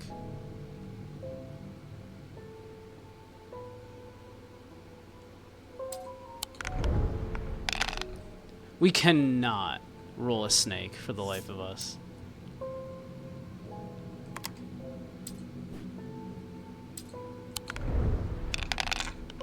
Oh my god. We're like actually gonna die here.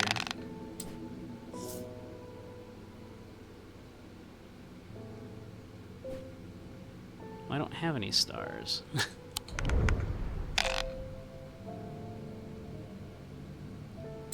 This is actually insane. Can we roll a snake?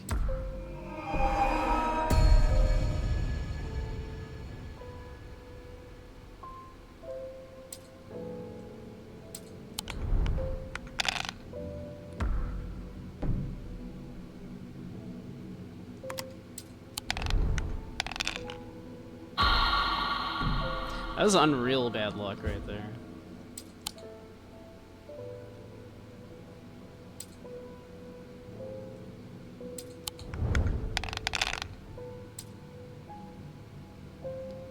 Let's see.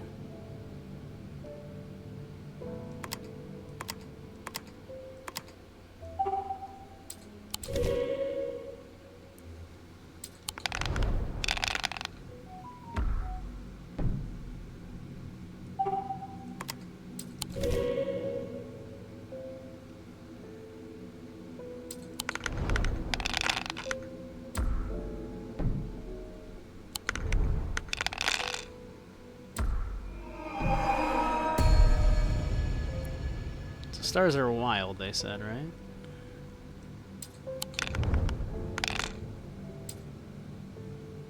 Unreal. Can I get a butterfly?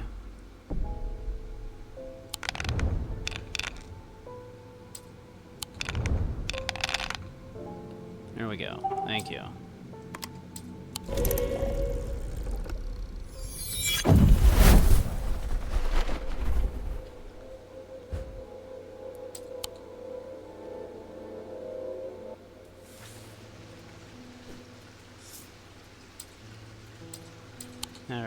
one day.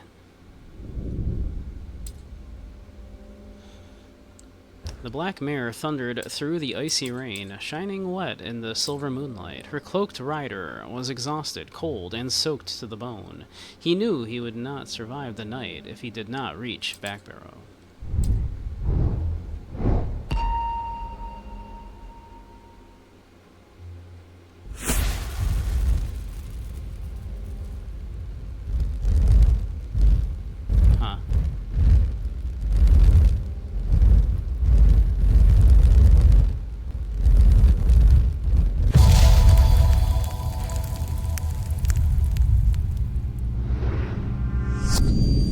Escaped prisoner ran northwest. He hid me in the first building he came to.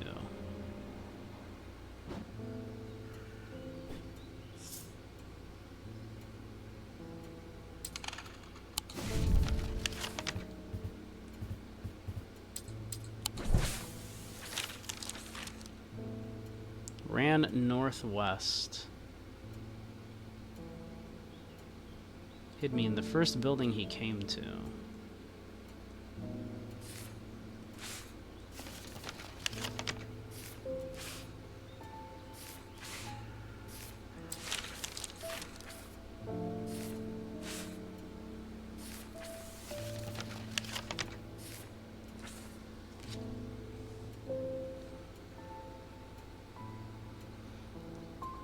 Ran northwest, but from where?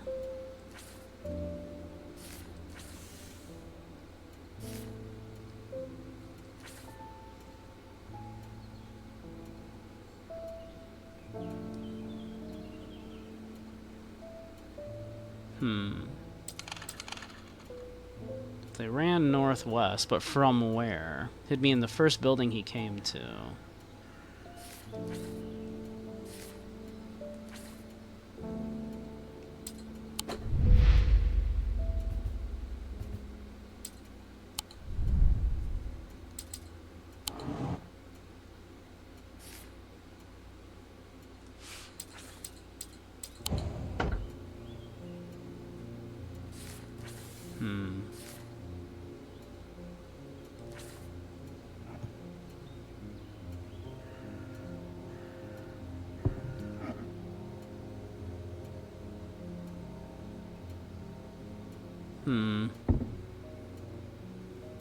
I don't think we got the info we need yet for that.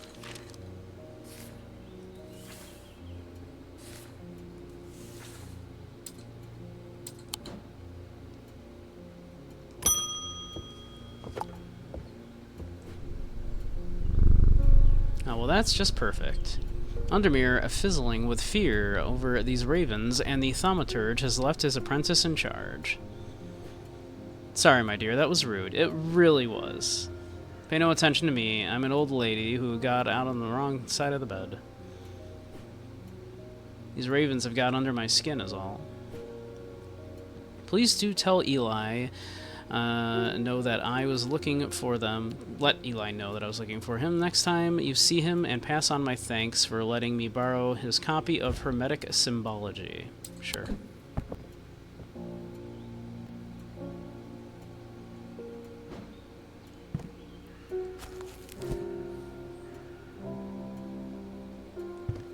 There are 3 branches of thaumaturgy. Each of these is split into 2 disciplines represented by the following symbols: Selenic and Draidic, Diurnic and Noctic, Mentic and Wixic.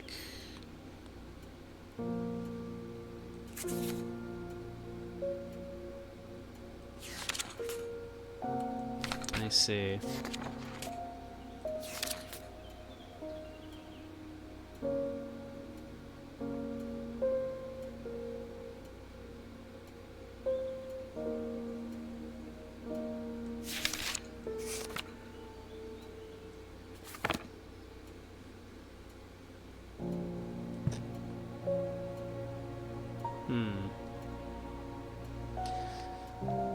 That's probably how we're going to need to figure out where to put this particular piece. Just by looking at this stuff, huh?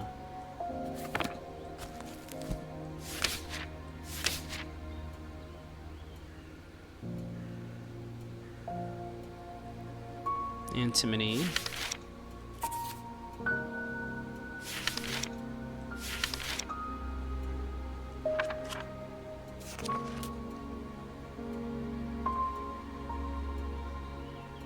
So...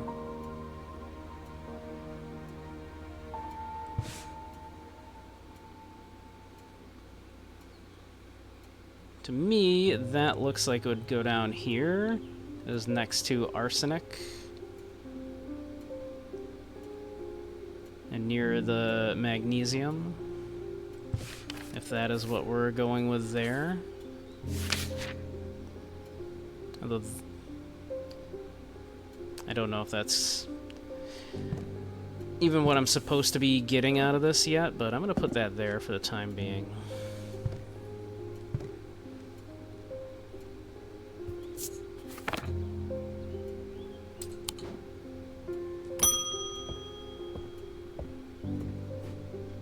I feel paralyzed. I have no job, no partner, no friends, no prospects. Damn. I heard a horned shackle might be the answer.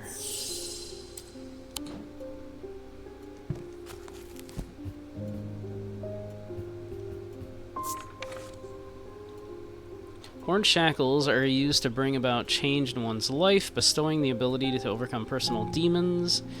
In use, the horns are rubbed between one's fingers, causing them to become worn smooth over the years.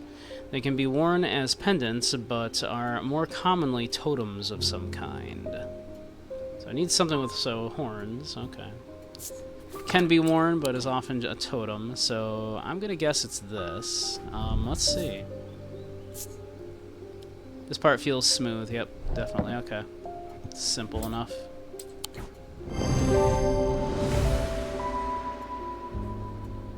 Item has horns. On closer inspection, it appears that the horns have been worn smooth. Yep, sure enough.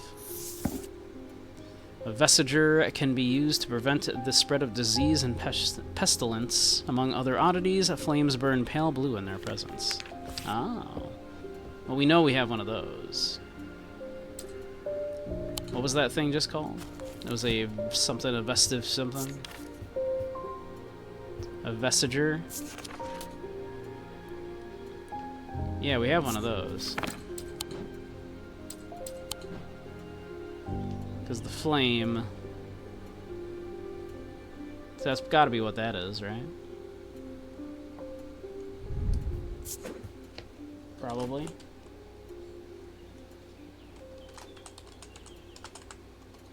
I'm gonna put a question mark there, but that's probably what that is.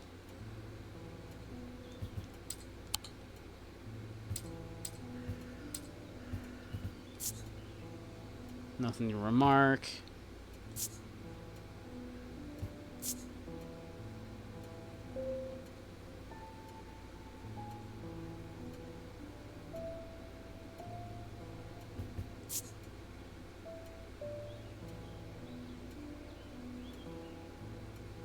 That's probably what that is.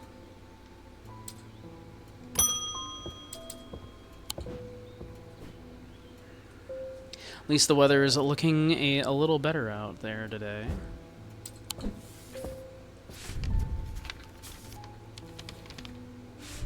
might be interested to hear that my plow overturned a strange-looking object yesterday.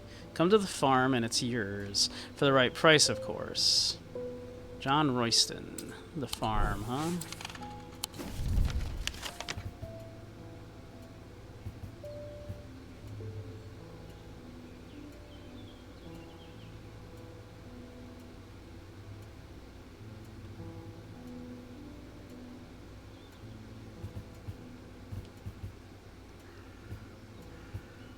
That's Greywick Farm.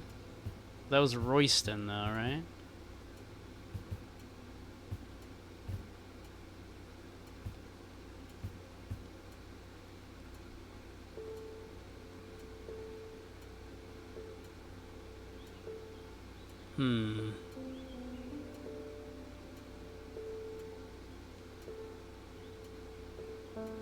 Oh, there we go. Royston Farm, 30. So here. John grins as I struggle to hide my obvious interest in the item he shows me. Oh my.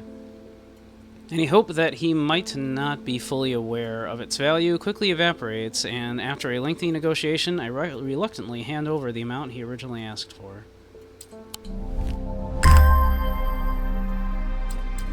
Okay.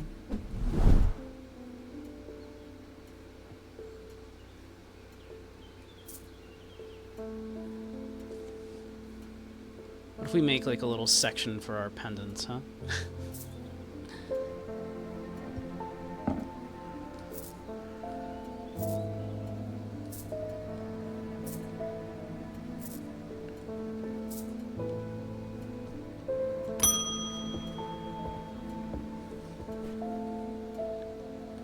I want an sick ring. Sick. That's a pleasing word to hold on the tongue. That's not creepy or anything. Sure, I definitely know what an sick ring is. Don't worry about it.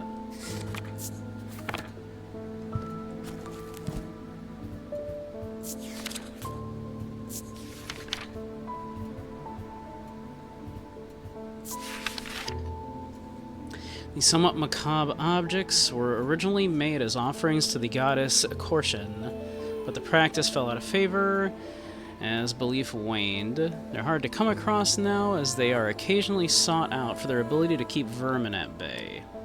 Some say that they can hear Korshun's unearthly hiss when they hold an Ossic ring up to their ear.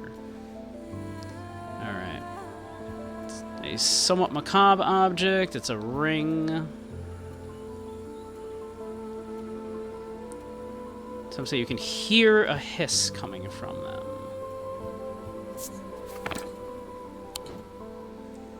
It's a ring, huh?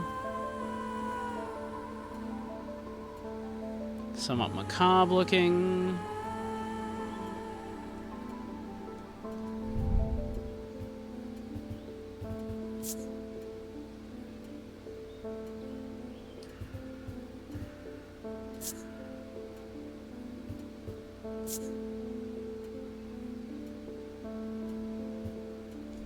I mean, that is a ring. Do we have another ring?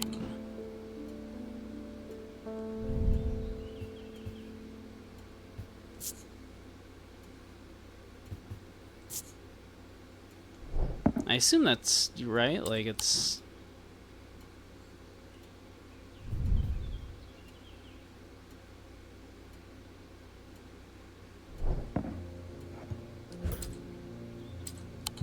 No. That is not it. Alright.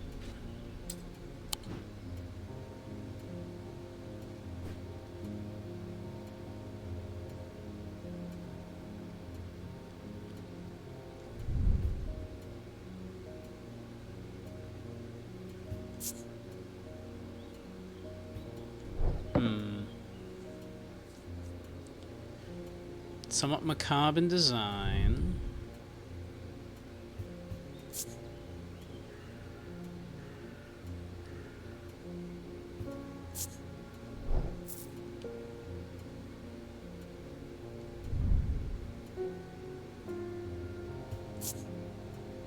I have nothing to remark from this eyeball.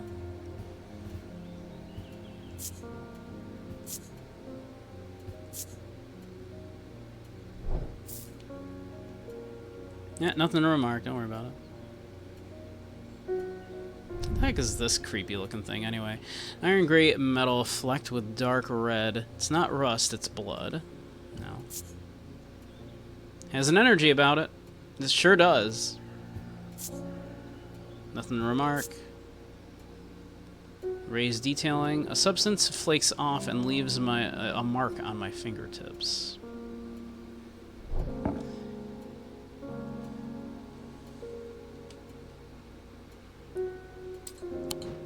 An Ossic ring, you say, huh?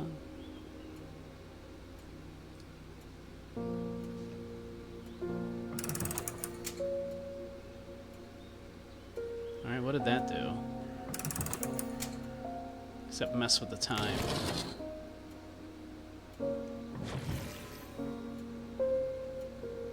Huh.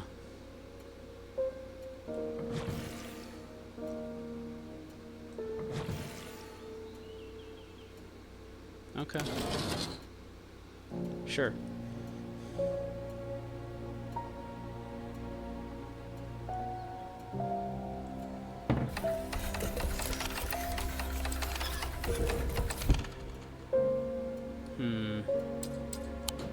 Do we have anything that looks like it might, No.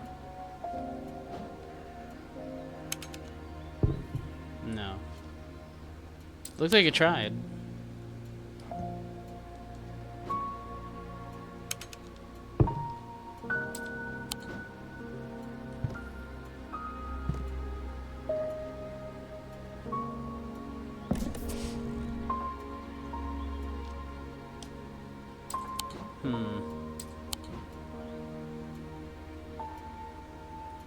This thing just like swinging on its own. I like wasn't looking.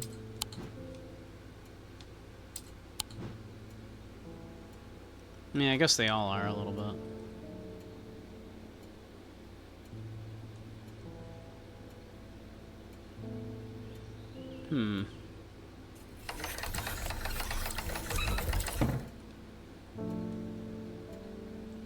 Never did look at this thing.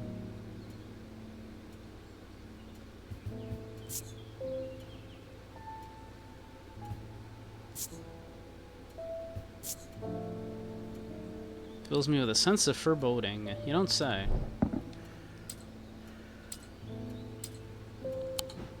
I quite like it.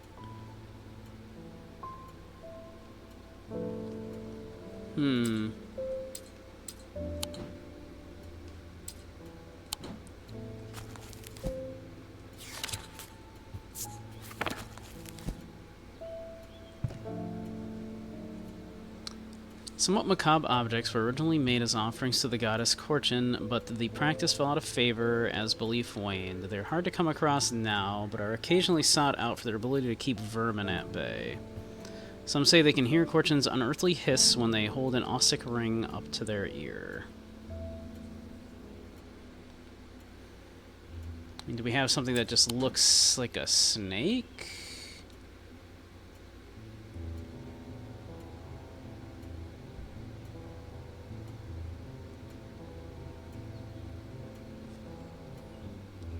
Somewhat macabre, keeps vermin at bay.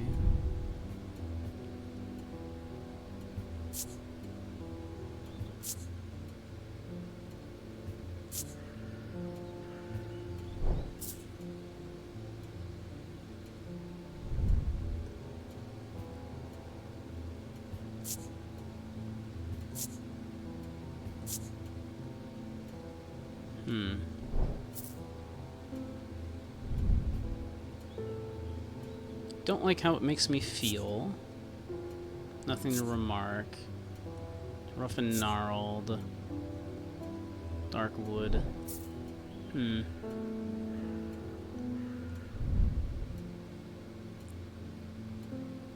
pain of perhaps blood. Hard and cool. Nothing to remark. Nothing to remark. Like, surely something we're gonna hear the hissing, right? If we mess with it.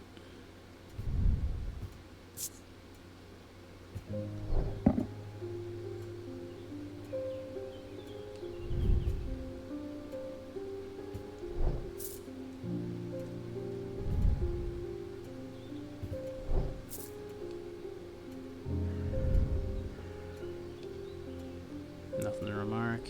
Yeah.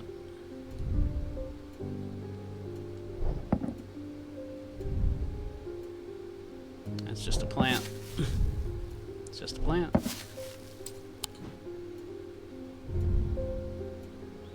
Nothing to remark.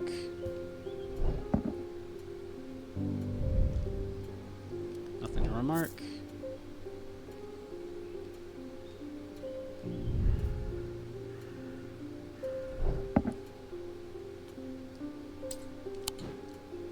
I don't know. Sounds are muffled in its presence.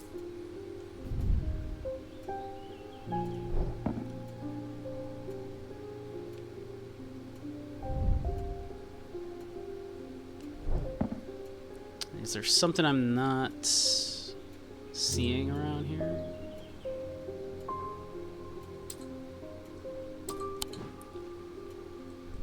Is it the cat? Do you want the cat? How about a candle? Would you like a candle?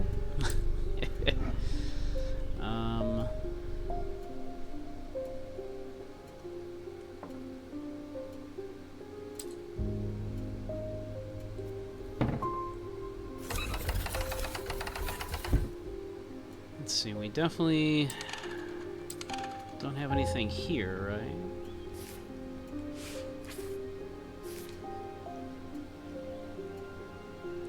Yeah, we picked that up. Do we have anything that looks like that would go in there?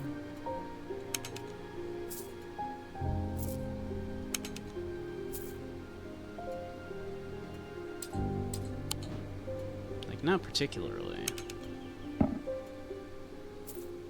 Like, it's got some very particular, like, little nubs, right?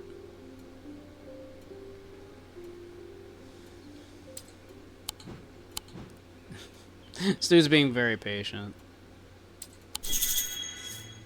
For something macabre, so maybe something a bit grisly that makes me think of death. Perhaps a ring is the name, and the name is a clue, but we tried that. He doesn't want this.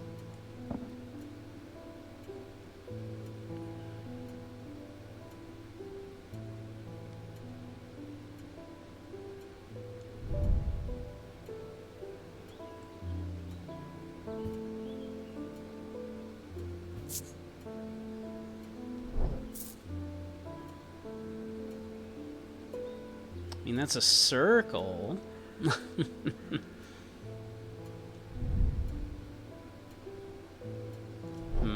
Is there like something in the symbology on here that we're supposed to be taking a hint from? Snakes, like this woven thing.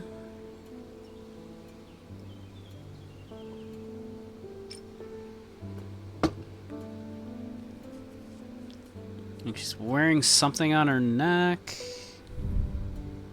And we can zoom in a little bit.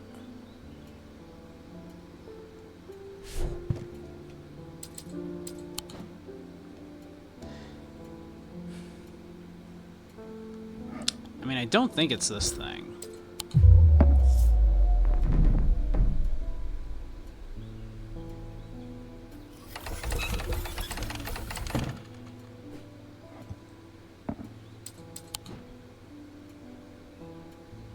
Somewhat macabre.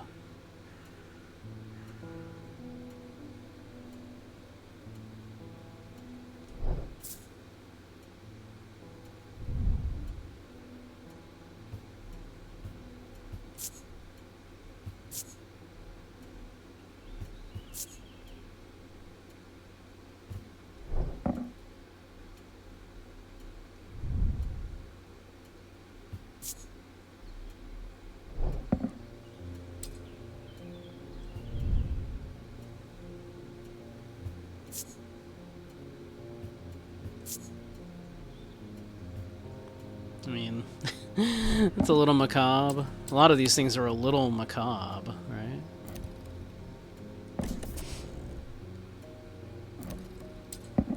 Wait.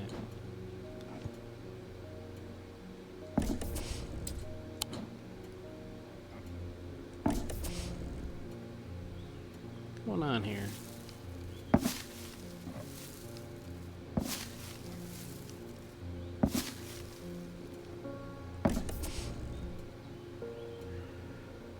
Huh.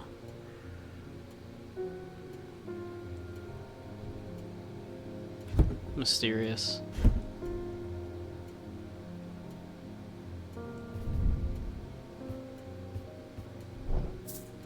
I mean, I think that thing's a little macabre, and it's a circle. I mean, this thing's a little macabre.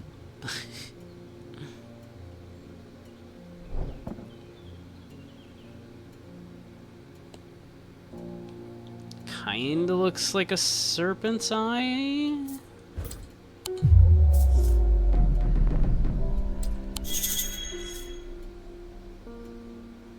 For a grisly object in a ring shape that gives off a hissing sound. I've been holding everything to my ear. I'm not hearing any hissing sounds.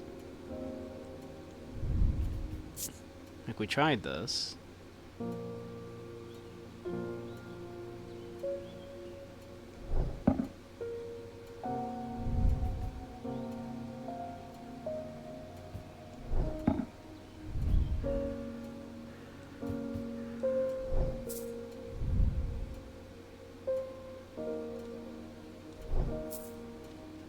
We tried this. Guess we'll run literally everything here down and see if anything is hissing at us.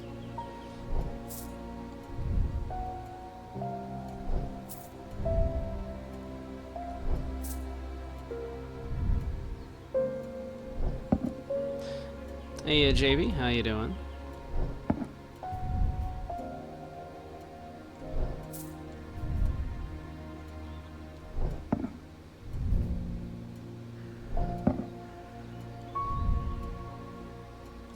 Nothing to remark.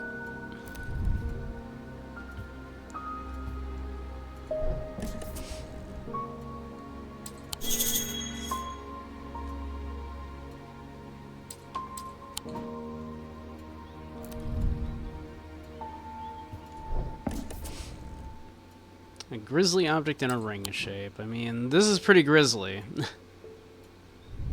But it's not hissing at us.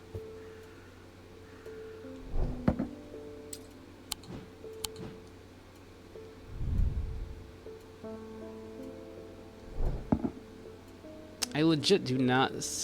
I'm not seeing anything that's, like, meeting this criteria.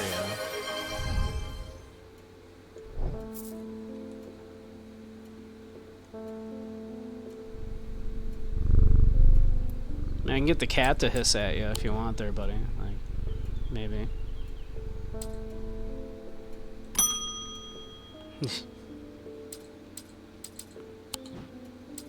I don't know. I got nothing. I don't think I have this item he's looking for.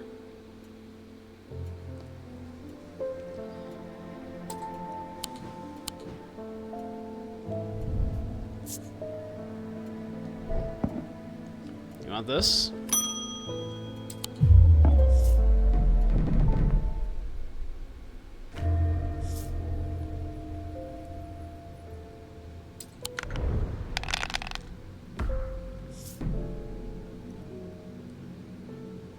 Alright, let's see.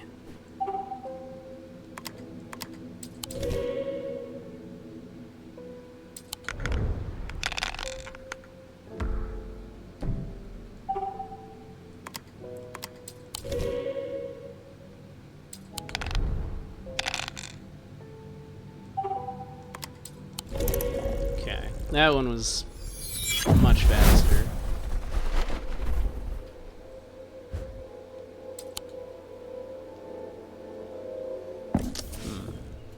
I'm weirdly stumped by this one.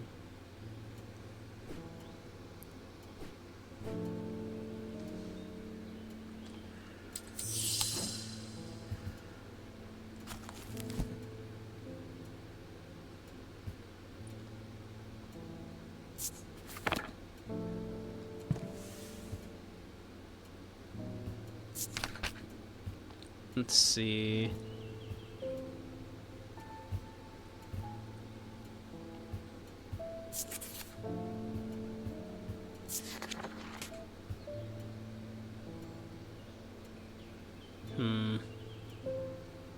Yeah, it's strange.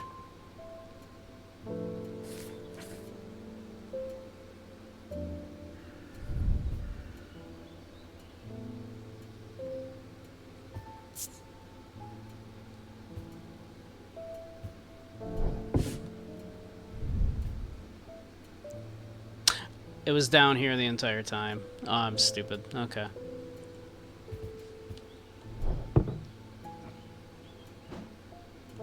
Apparently we had this hidden away.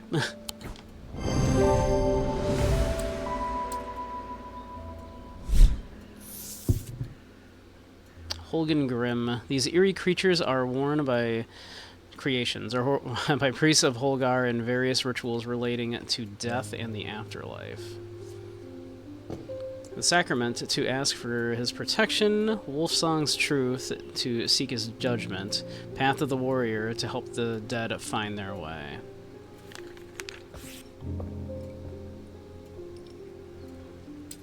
Alright, let's move these up here so I don't do that again. Forget that. Those are things.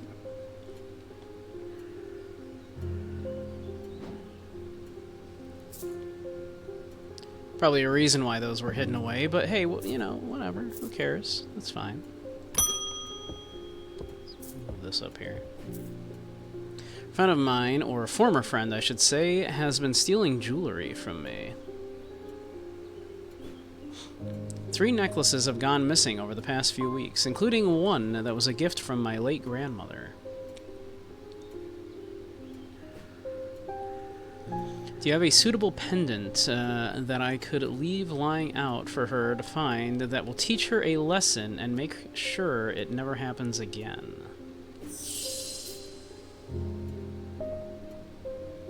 You need to make a choice here. There are no wrong answers, but my decision will no doubt affect the events in motion outside of my shop. Blinding Seed or Zia?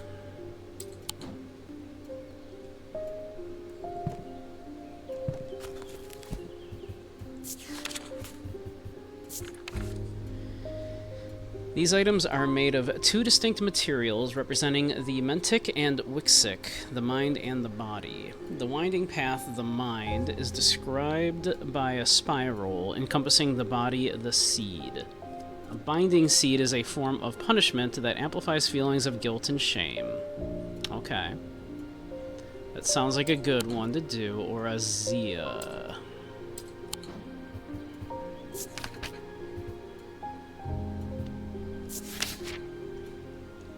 Worn about the neck to place them closer to the heart, these innocent-looking items instill a sense of fear and paranoia. They can be difficult to remove. Zias are made of any single material except wood or clay. Any single material, but not wood or clay. They typically have no symbol or other writings upon their surface, so very, very plain. Alright, I think we go with the binding seed to make the person feel shame. But maybe not fear. Okay. So 2 distinct materials, the Mentic and the Wixic, the mind and the body, the winding path, the mind, is described by a spiral encompassing the body, the seed. So a spiral and a seed, one, you know, it'll be a necklace.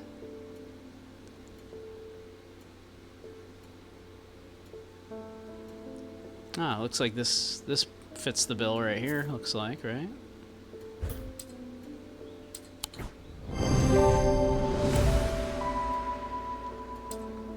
Yep, perfect. Nailed it. A shield charm. Generic charms of protection have little to offer the skilled thaumaturge, but can have some small effect. An Ashotic spirit or a wandering shroud will not abide them, for example. Such charms make use of the art of symbology, and an ancient and some would say primitive concept of thaumaturgy. They can be made from a variety of materials, though rarely precious metals.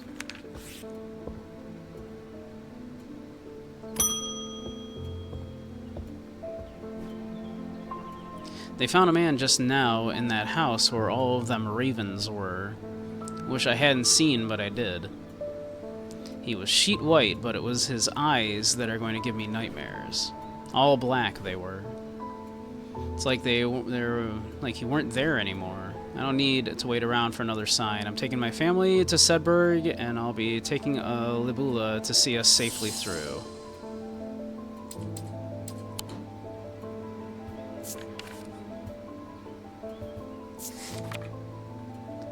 Libulae are purported to offer reassurance in times of upheaval and change, but they are not held in high regard by most scholars of the occult.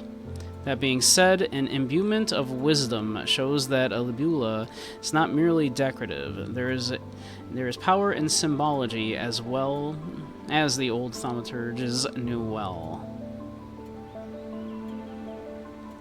Alright, so I take it that is probably the symbol of wisdom then. We've been seeing that symbol a lot on things, so that's probably going to be important. Like, I believe it's, yeah, right there, for example.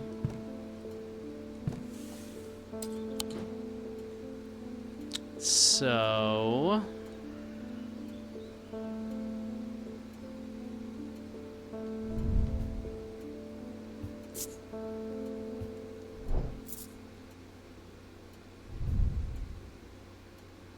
my heart feels lighter.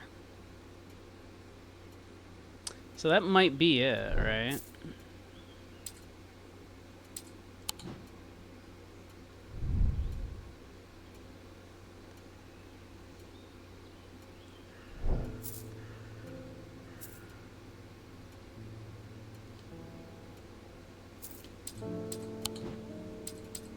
Let's get all the necklaces together.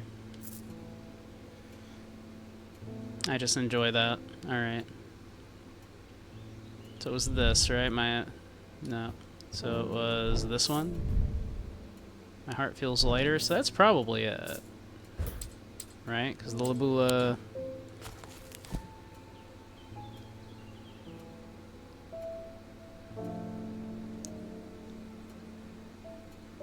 to have reassurance in times of upheaval. It's making our heart feel lighter, so that makes sense. It doesn't have that symbol on it, but none of these do. No, not that one.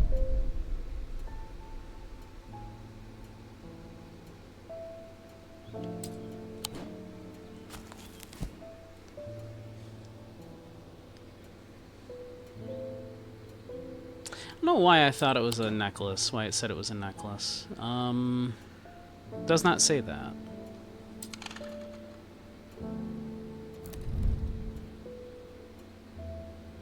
A sense of crackling energy flickers in the depths of my mind. That's probably not it.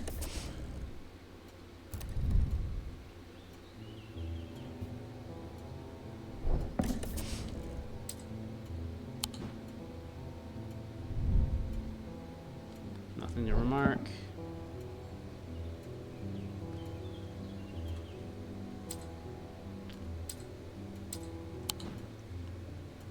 I have a lot to go on here, huh?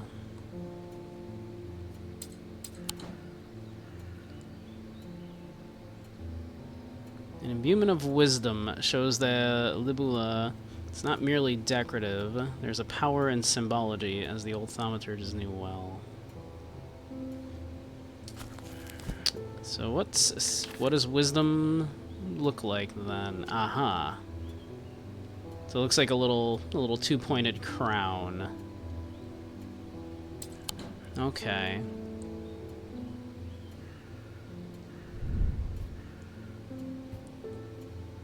Well, that's a symbol of, there we go. Alright, cool. That's a symbol of wisdom. Yep, alright, that was what I was supposed to figure out there, that was the symbol of wisdom. Okay. Witches' fingers are said to be the severed digits of the witches of Undermere. They're capable of inflicting intense pain, but the goal is supposedly purification of the body. A most unpleasant experience, but a last resort that has cured some and finished off others. I've known some people with some fingers that'll finish you off.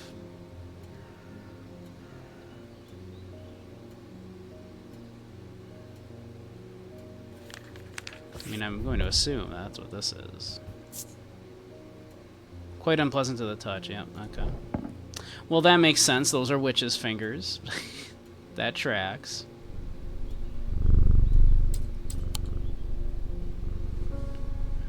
Okay, cool. Yeah, I liked the first one of this quite a lot, and this looks to be more of the same. where you're running this little shop, doing these little deductions, getting more stuff, but then also there's this big overarching story going on that you're kind of able to interact with in different ways through the shop like that. I will definitely be looking forward to that. Yeah,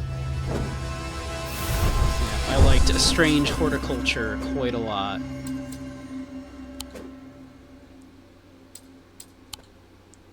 So, yeah, once again, looking forward to that one. Let's see. What else have we got? We've got a couple.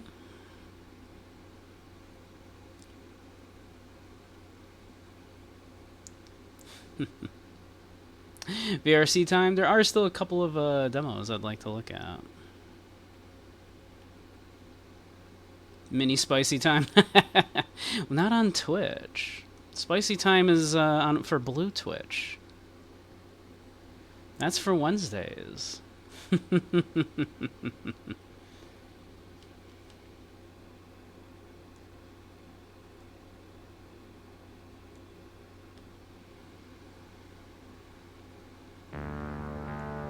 we go.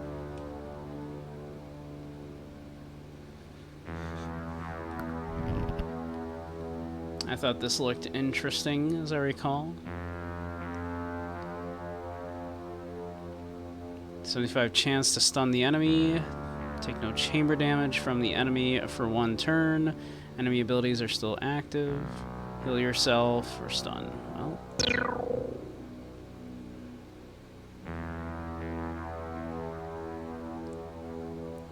Tears flow from the eye of the Maker. When the tears flow to the inner red chamber, the player takes damage from the enemy unless stunned.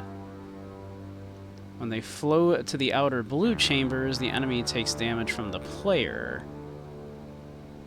Press battle to begin.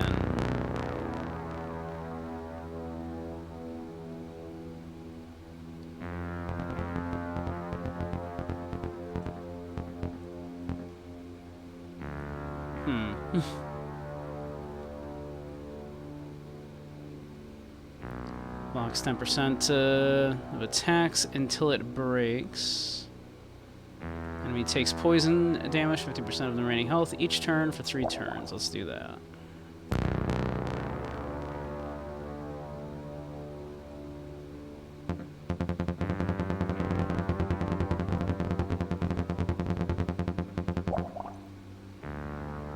Alright, we did take a bit of damage there.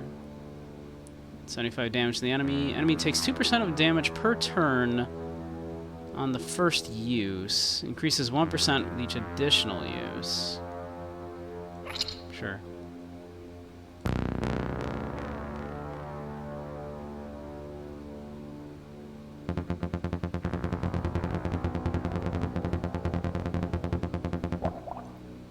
This is a strange game. What?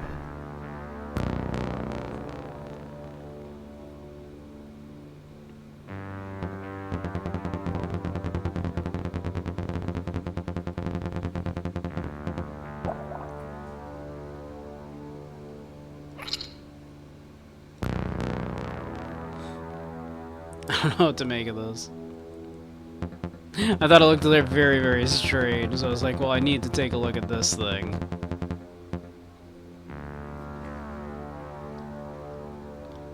Splash heals players by 0.5%. Sure, why not?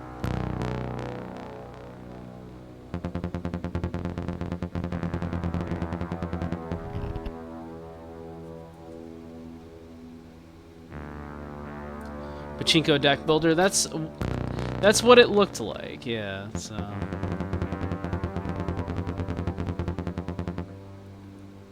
Tunic. 50% chance to evade each attack. What? It's just stun right now.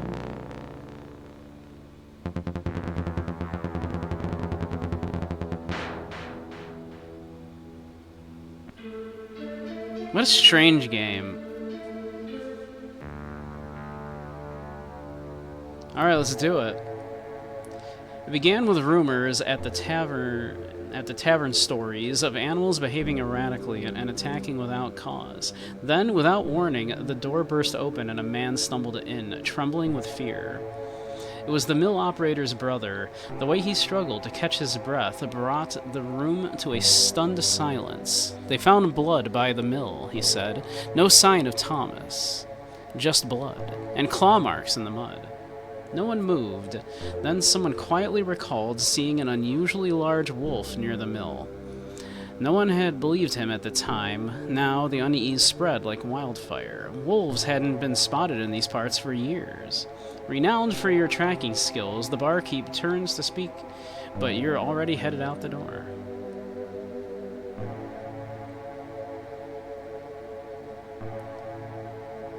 You like how weird it is? Yeah, I dig a weird game, right? I had to know. This game just looks so strange. I was like, okay, well, I have to see what this is about. Make your way to the mill. A torn boot lies abandoned near the entrance with a sign of no sign of Thomas. Inside, the air hangs heavy with the scent of damp wood and rusted iron. On the far wall, deep claw marks are etched into the beams, not the wild thrashing of a frightened animal, but something purposeful, furious.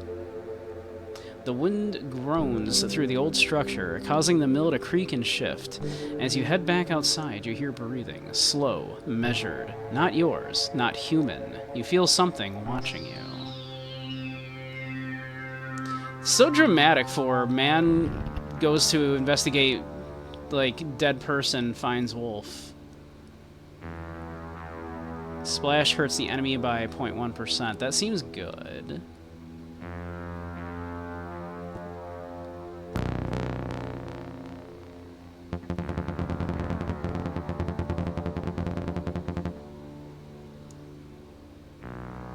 %10 of attacks until it breaks. Durability varies with the shield.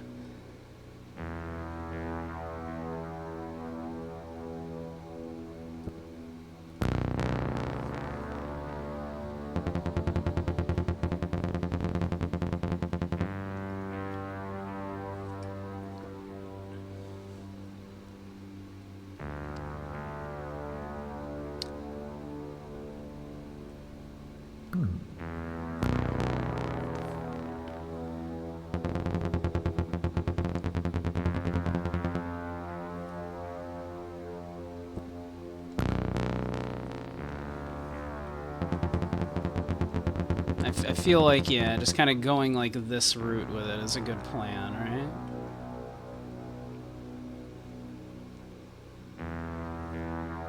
%15 of 8 chance is quite a lot when you're getting hit like a bajillion times, right?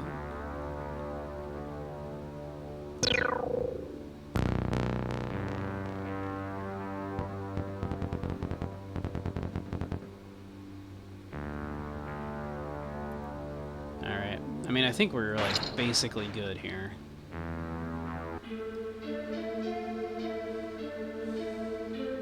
We killed a wolf.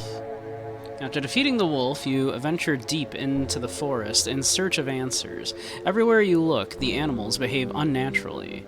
They're skittish, erratic, as if something has unsettled the entire woodland. Suddenly, a bear emerges from the trees. It's not the largest you've encountered, but its eyes are wild, and its focus is fixed on you. There's no path of retreat. You must fight. Crazed bear. That's a bugbear. That bear's real big. I'm gonna stun that bear.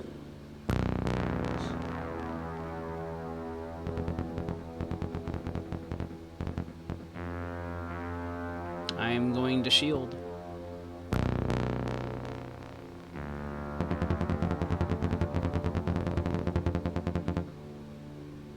I'm gonna tunic.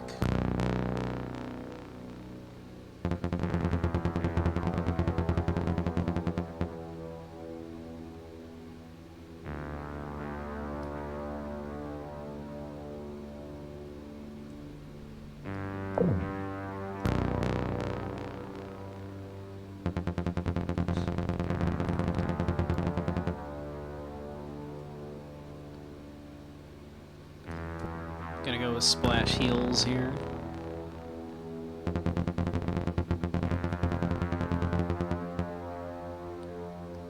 stun that bear.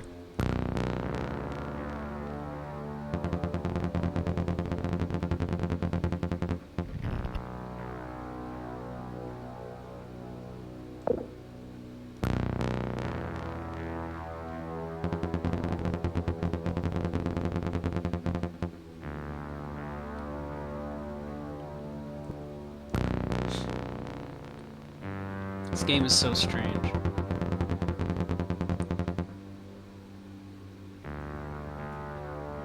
Stun that bear.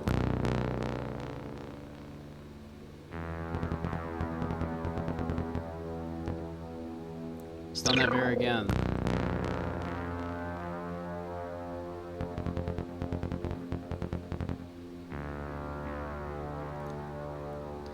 Yeah, it's a little like I feel like I'm not affecting a lot yet, right?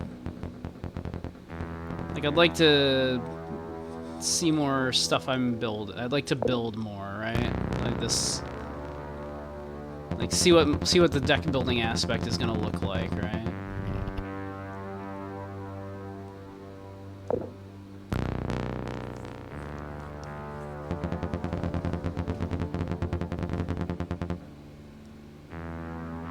Stun that bear.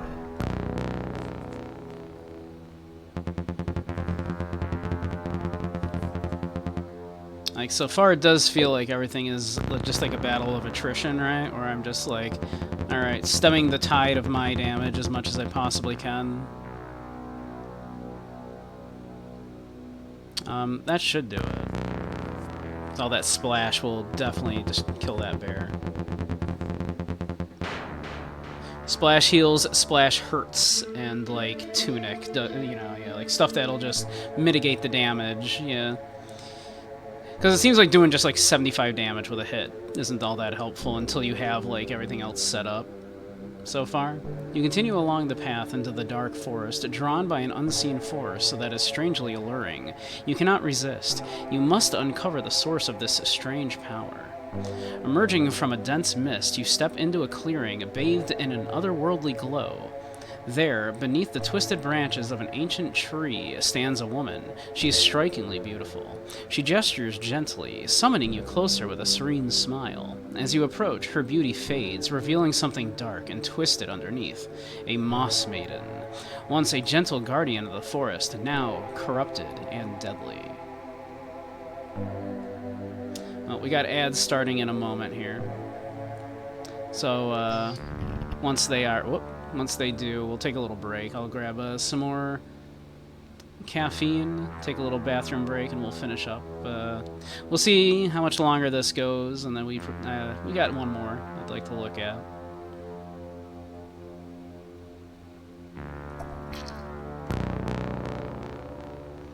So we'll take a little break once. Can't be stunned.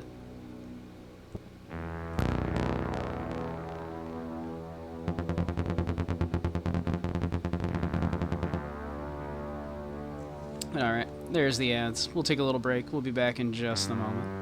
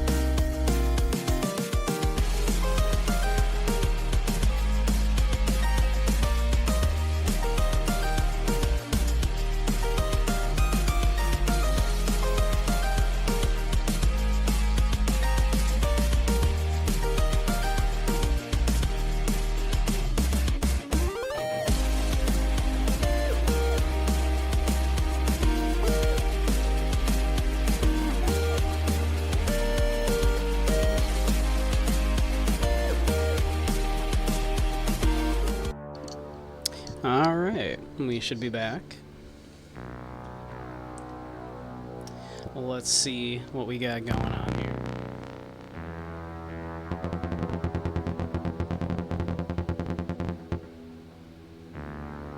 Oof. We're not doing super great. We really need them. Okay, cool. Splash heal. We kind of needed splash heal much earlier. Can't be stunned. I think we're done, unfortunately, here. I think we're donezo. Yeah. We needed that splash heal sooner.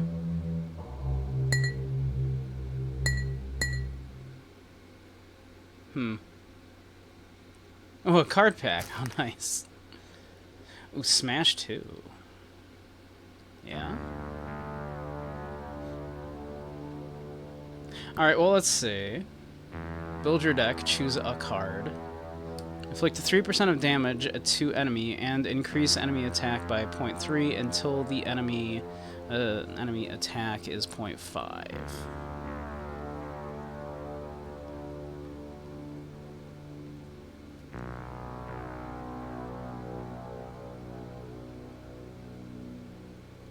I mean, that seems good. Swap a card, huh? Screw direct attack. Direct attacks are trash.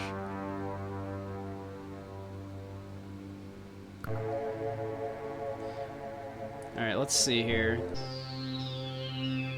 I am kind of interested. Let's see. Let's get our tunic on.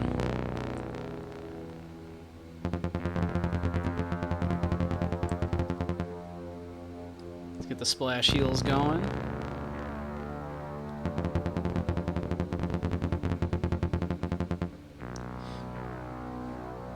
Yeah, absolute killer aesthetic, right? Like, what a interesting, creepy way of like dealing with all of this, right? What a way to handle your combat, huh?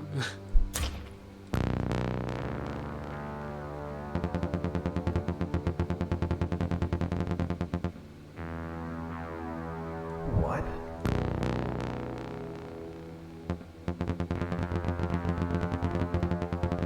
I wonder if there's like ways to like mitigate this, right? Like change how much of this is your damage, how much is their damage.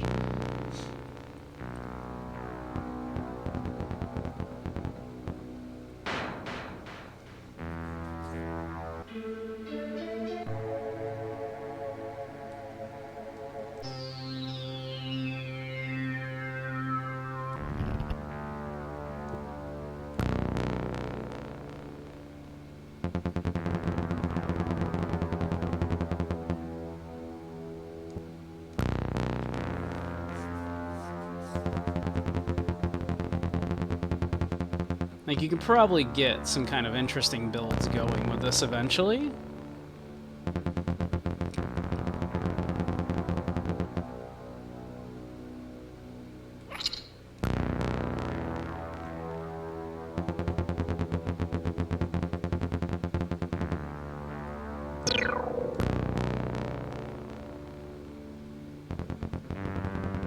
And these runs are kind of very, very fast right now, right? Like, we're...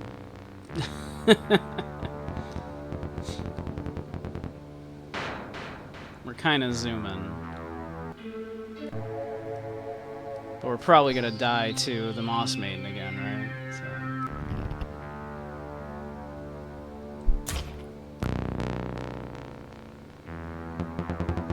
Especially if we get none of our good passive effects going here, right?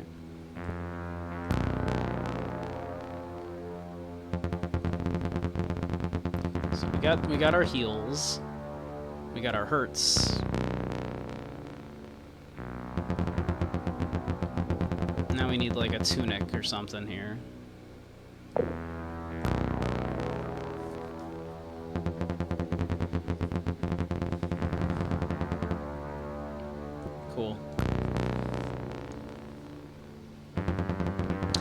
more smashy hammer would be nice. We'll take poison.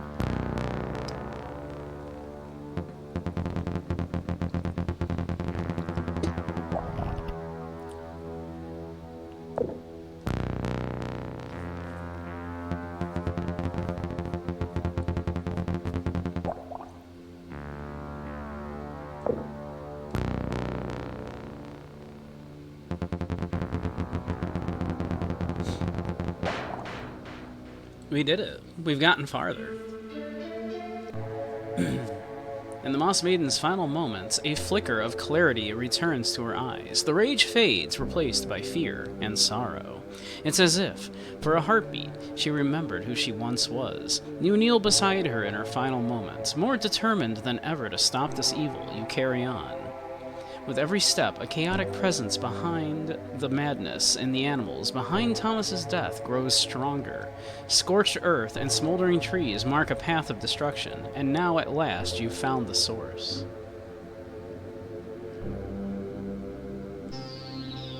A fire golem.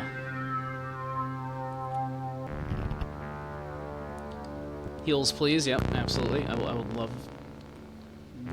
heals. Smash. Hey, JV. How you doing, huh? Let's see. Reduces tear movement. More tears flow to the center. Ew, I don't like that. That's not cool. You shouldn't do that to me.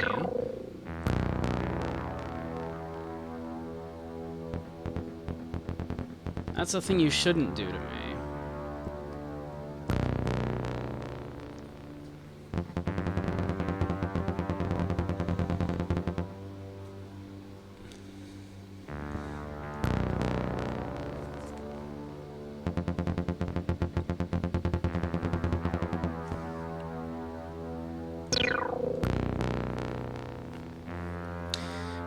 With more going towards the middle, that's not only less damage to him, but less splash for us. So that's not great for us. If we keep getting these stuns, though...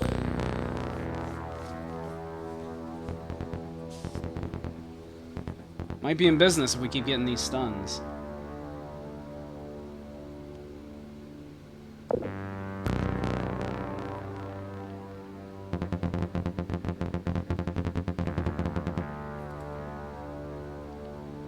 What?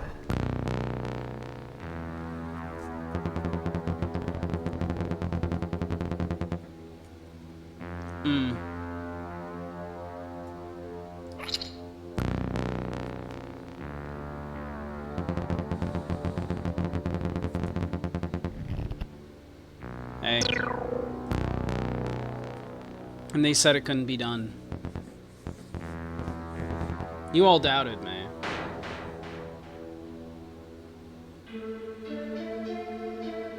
I failed to get enough XP, making me tonight's big loser. How dare. Oh. Apparently that was the end of that story. Center hurts enemy, yo.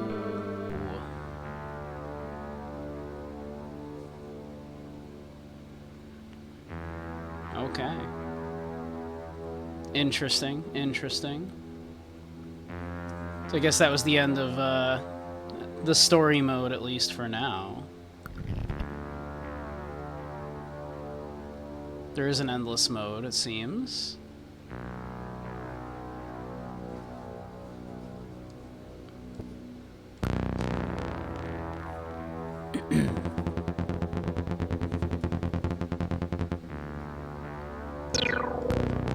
Let's just see what the endless mode looks like for a little bit here. Remove a card.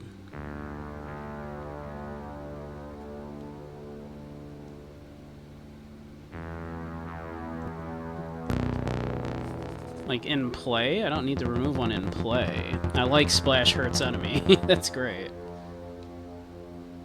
Yo, double heals? No, we can't. Okay.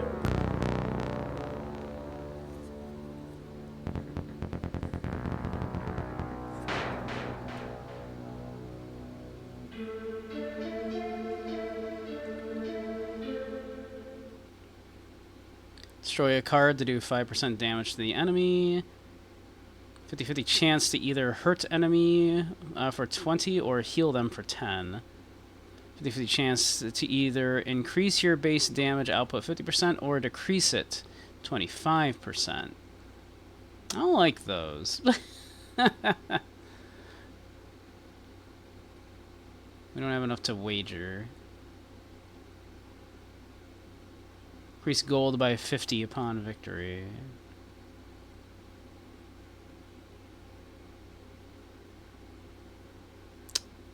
Like, does that destroy permanently?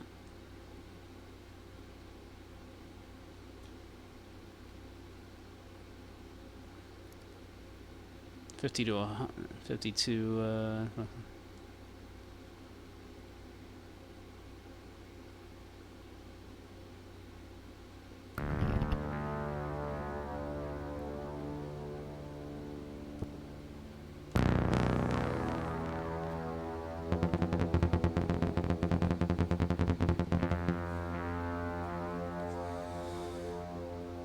Sure. Yo, good damage. Good roll, good roll.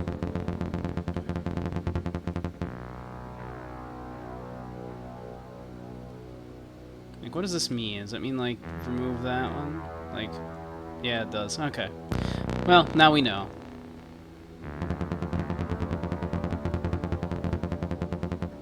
We needed to know.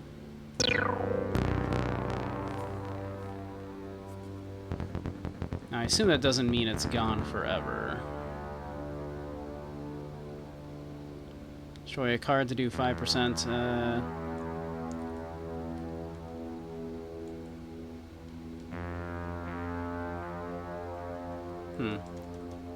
I can't do it right.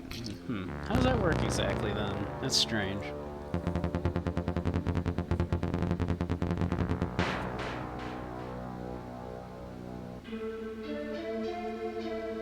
Blood armor. Splash increases armor up to 75%. Sure. Seems good. I guess. Seems good. Discard a card. We don't need no stinking potions.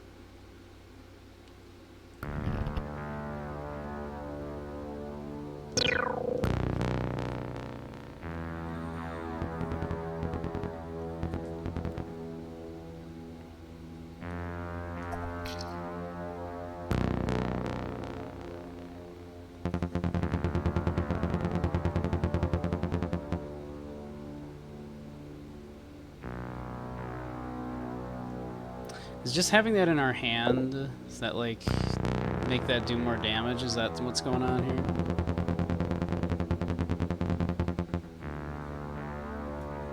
Seems like maybe that's the case. It's better to heal or to... It's probably better to hurt. Hurt does, makes each one do... Yeah, 1% as opposed to, it was like 0.25% for Splash to heal us. 25% of my gold, you jerk. I think I was broke anyway, to be fair.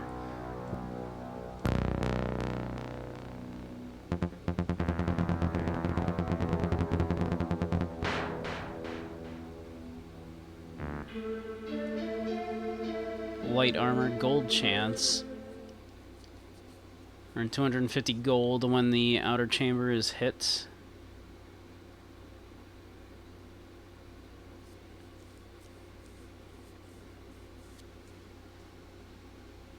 I don't know what that means exactly. Sure. Let's...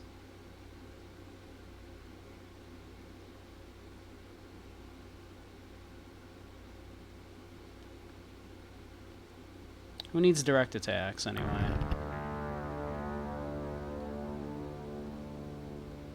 I still managed to draw my direct attacks.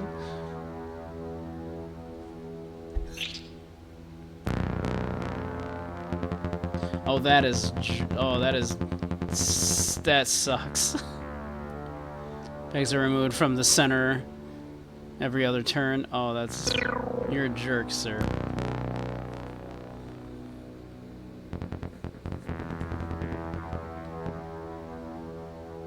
You mean him heals?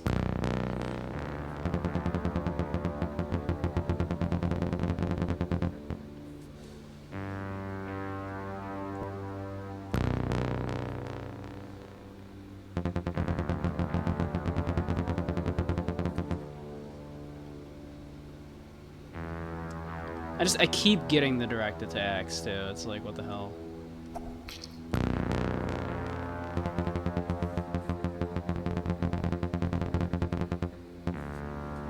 I've been like removing them as much as I possibly can.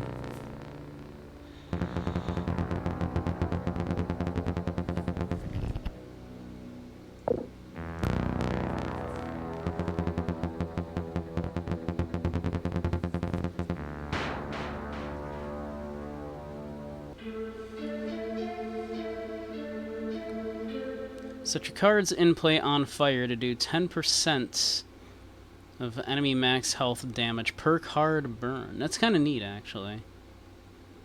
You could do like 30% of their life to them that way. 50-50 chance to either increase enemy base defense by 25 or decrease it by 50. Blood coin. Convert 50% of splash into gold. That ain't bad. We got a lot of money. Let's see, let's restock. Flesh Wager. Fully heal when the outer chamber is hit. Costs 5% health per turn to keep in play. What does that mean?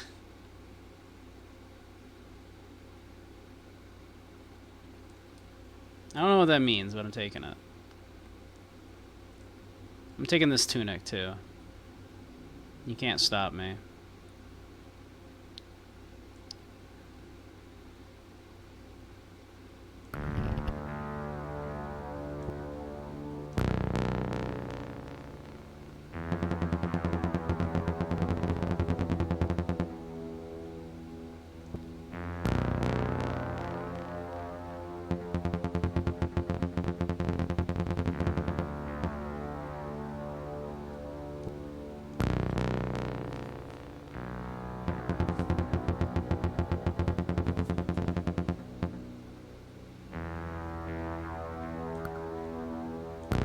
We're kind of set up.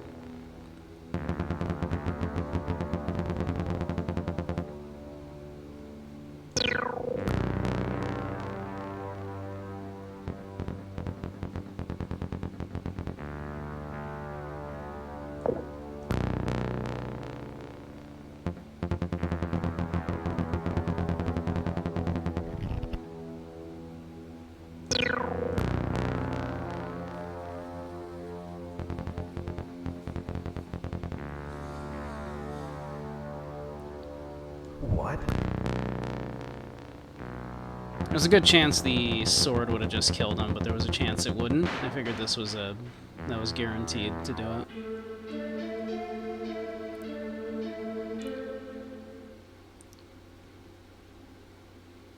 Center chamber. Tears in the center will turn into splash. Yo. Thank you, N64 Gamer. That's pretty sick.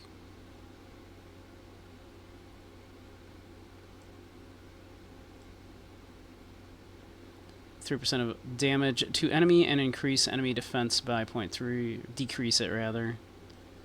Yeah.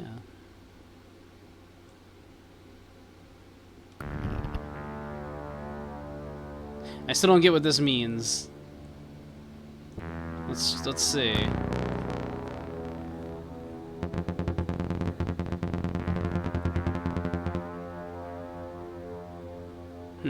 I still don't know what that means, to be quite frank.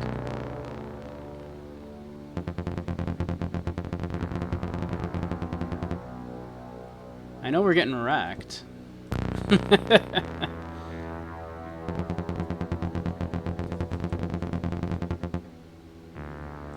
We need that right now quite badly.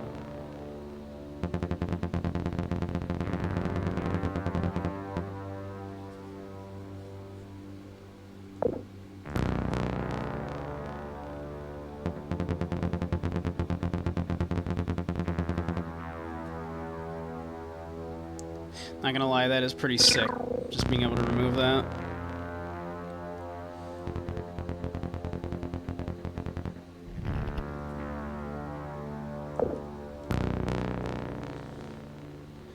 It's like a crazy amount of extra splash for us. Siege was okay today. Excellent. Welcome back, Merlin. We're looking at a real weird one right now. Watching in a VRC. Good to know.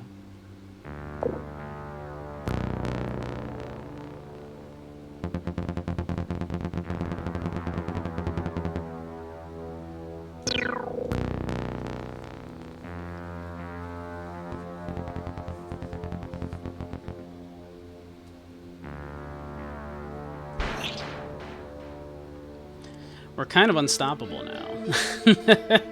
I say, and then we're probably going to die in a minute. Reset. Change the enemy's ability to a random one. Interesting. Ring of Power. Increases damage output by 50. Let's see. Give me attack 3. Why not? Attack 3 is definitely better than like some of these other things, right? I'm just gonna take that, yeah. Yeah. We go with the splash. Do we want splash hurts first? Second and 12th chamber belongs to enemy until a player is at 50% health. Oh. Oh. Oh, I hate that.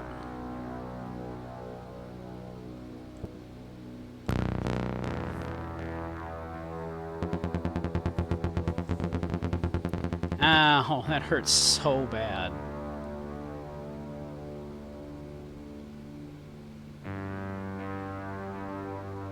That is a lot of damage.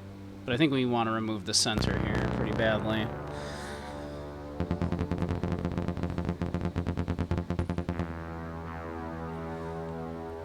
Alright, that'll help. That'll help a lot.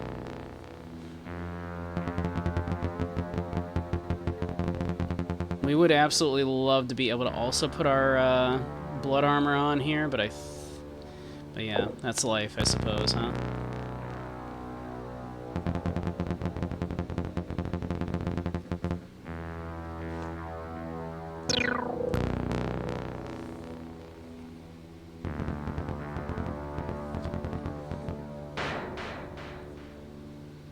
We're kind of killing it right now.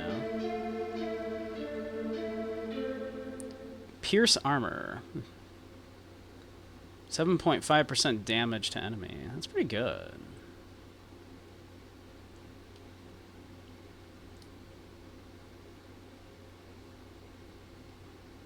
Increase max hit points by 100.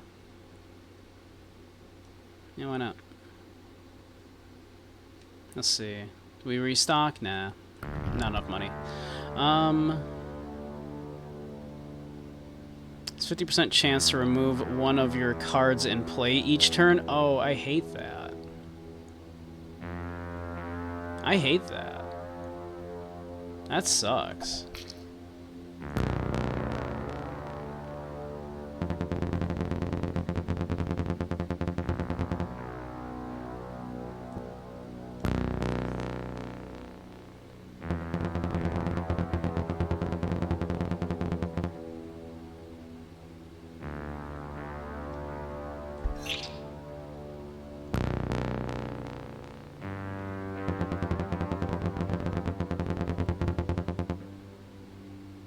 I want both of those in play right now.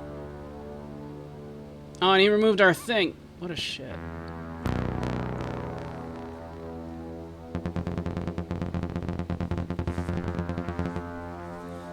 Looks weird. It's very, Very weird. I think we're cooked. Yeah, we sure are.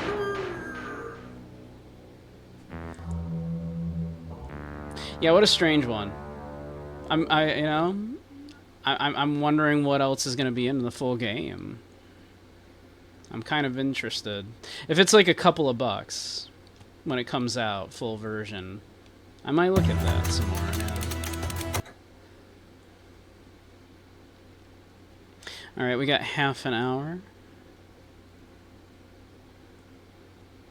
There was one more I wanted to look at that I just noticed earlier today.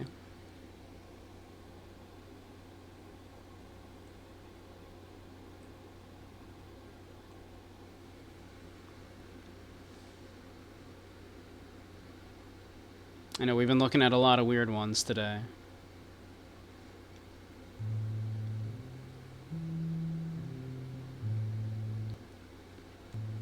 There we go. Welcome to Occlude, Steam Next Fest Demo 2025. Thanks for trying out the demo. You're welcome. Be aware that this is an early build with some temporary visuals and mechanics that are subject to change. In this demo, you can play a limited selection of rituals and uncover some of our story. There will be more secrets and more content in the final version. If you have any feedback, thoughts, or bugs to report, hit the button above. If you enjoy yourself and are excited to play the full game, please consider wishlisting us. Sure.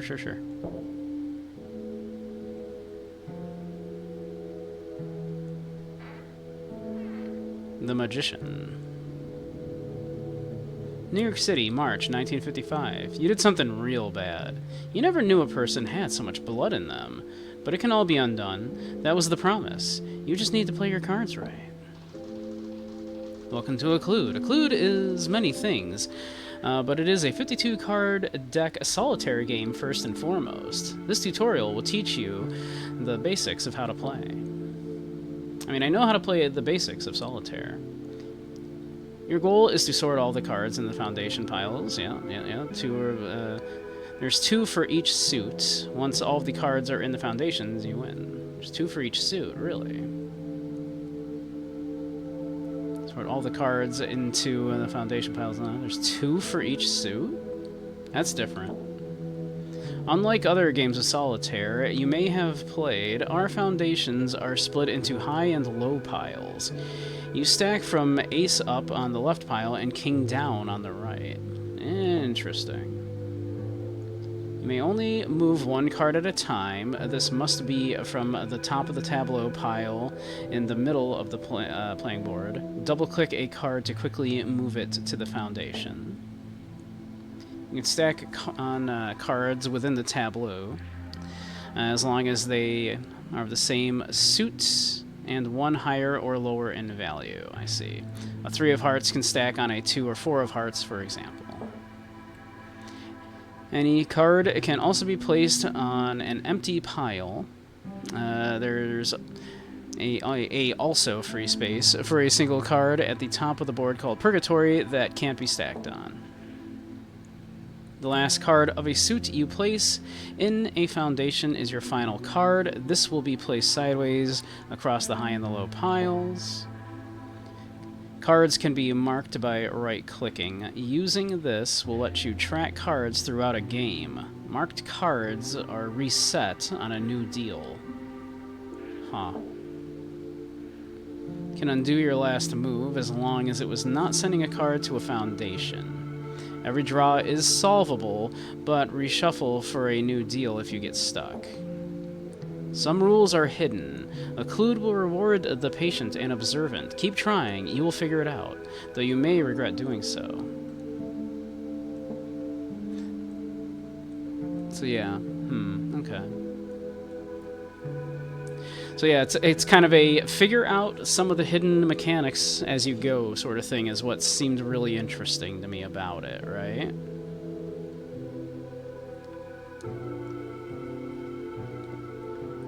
So let's see here.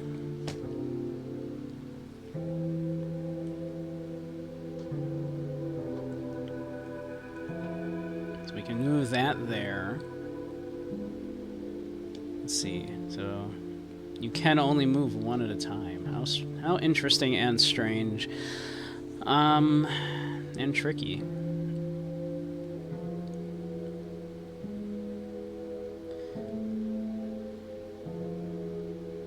I wasn't kind of anticipating that.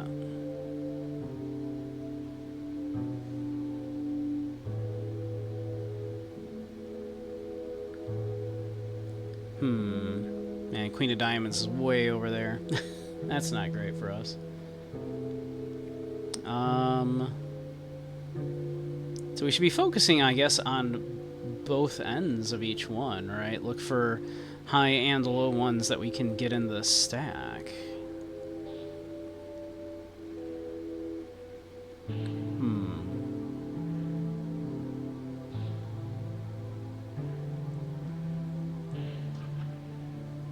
Pardon? Excuse you? What does that coin mean? I moved that over onto there, and that coin went down.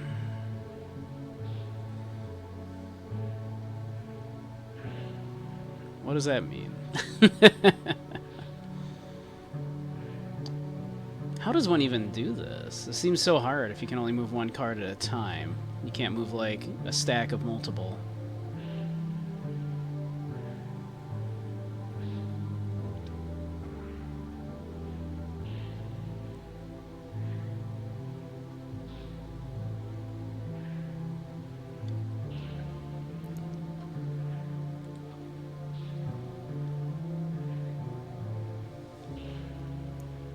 A new deal.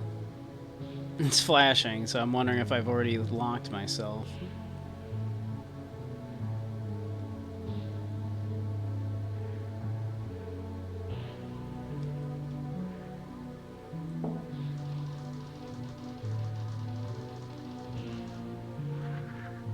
Supposedly they are all solvable, it said.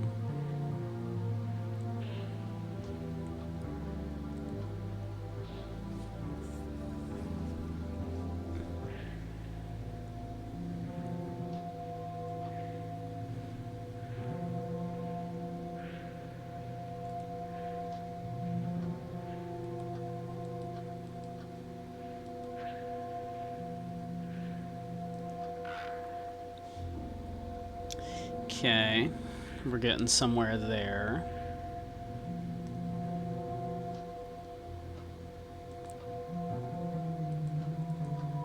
Cool.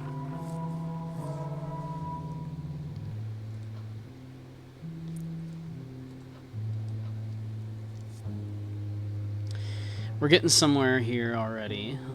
Better than we were last time.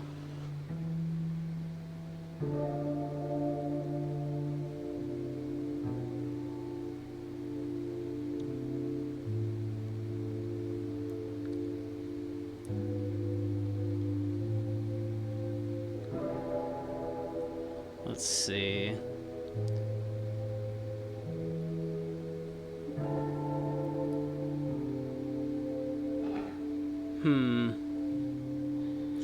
Where's my...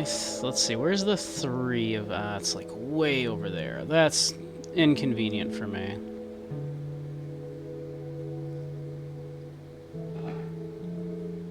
If that wasn't there, that would make my life a whole lot easier right now.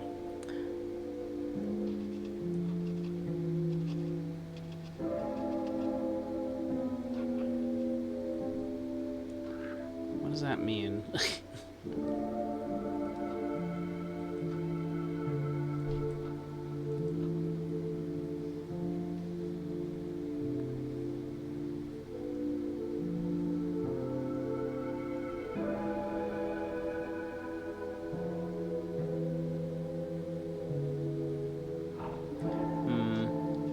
Take that out of purgatory. So now we got a couple spaces open. That's kind of nice. There's the Queen of Diamonds.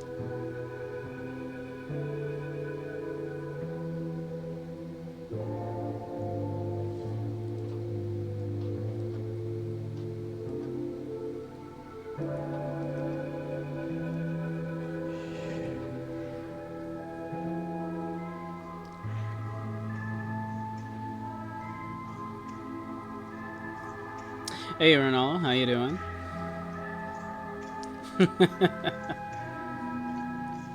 I know it looks like solitaire, but is apparently not solitaire.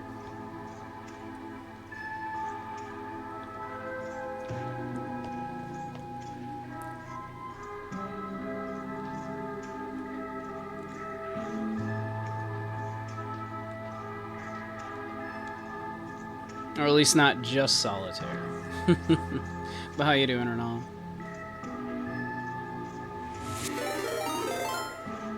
Ah, thank you. Let me get you a shout out.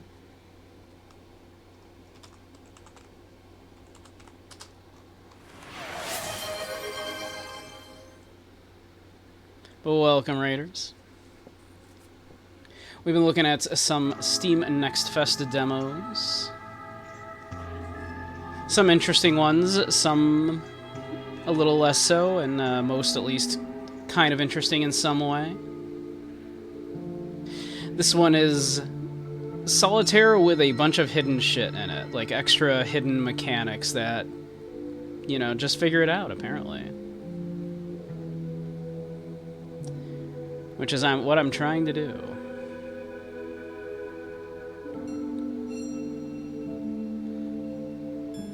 I need to get, like, rid of this, like, entire line of bullshit. The Balatro of Solitaire? No, this is more like murder, mystery, and, like, figure out, like, how to play it in the first place, yeah.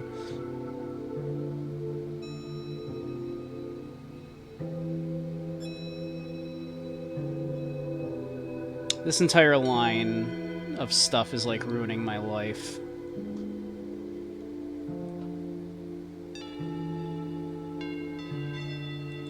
Wait a minute. We got it.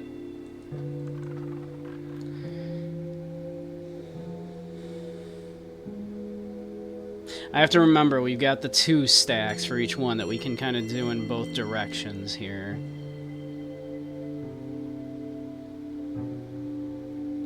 Just very strange. That is... This stack of cards here is just ruining my life. Wait.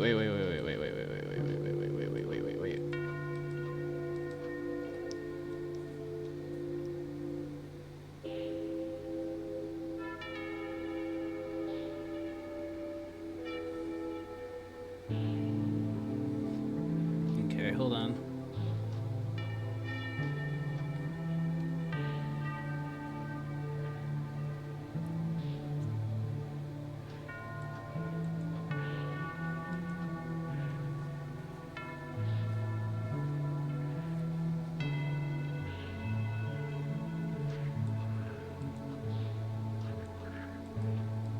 Like, I don't know what's going on with these moving, like, occasionally.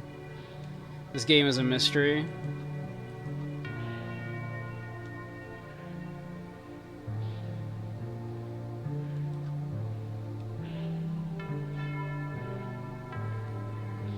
Alright. We're getting somewhere here.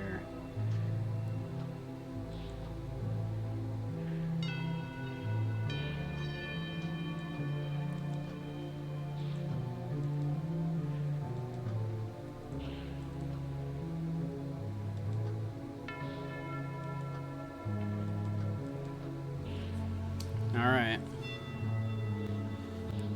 0.4 coins earned. I didn't know I was supposed to be earning coins.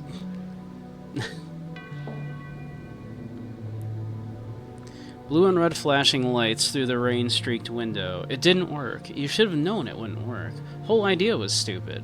Time for one last swig of stale coffee before the cuffs snap around your wrists.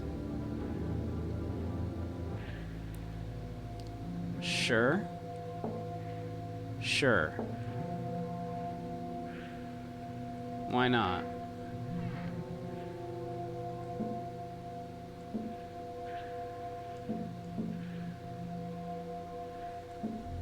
I don't understand. November 1887. Wasn't what you did, it's what you didn't do. You didn't push him, he fell. You just watched the bubbles. Felt like your problems were slipping under with him. Now you realize he was all you had. Before he died, he was always talking about it. The coins, the cards. Time to try it out.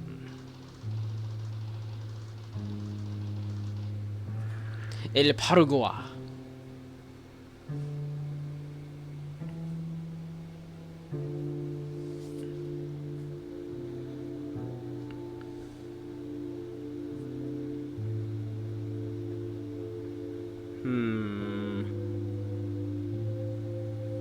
Card hurt brain. This game is something else, yeah.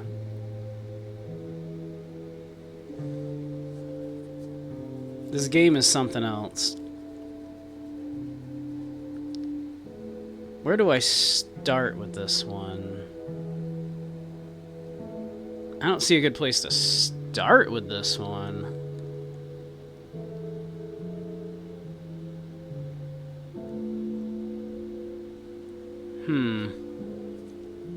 Where does it begin? Where do we begin? We've got 3 and 2 here. So if we could put the 7 or the 3 someplace, that would get us started. Got a queen there, queen there. So can this 8 go someplace? No. The 5 can, alright.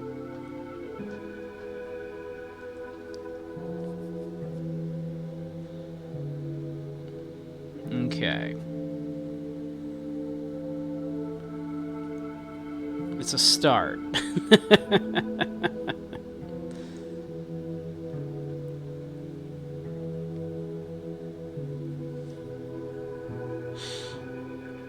Now what? Where do we go from there?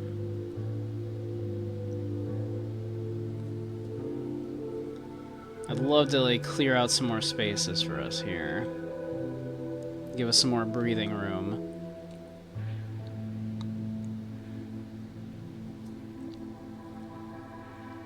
I mean, I guess the 6 can go down onto here, but man, we need to get rid of this whole entire stack.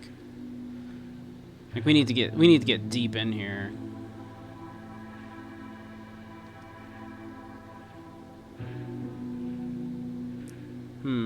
But it maybe. Let's see.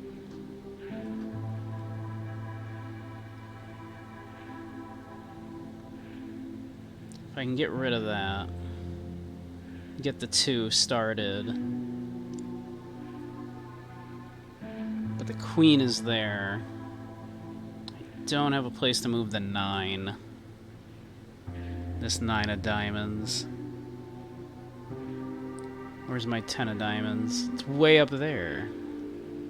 We need to get rid of this 8 then. 9 of spades is there. Can't move the 9 of diamonds.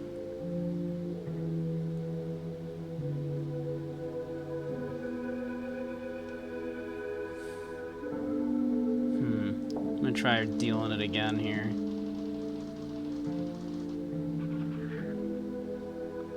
What does that mean? Coin. Coin, why are you moved?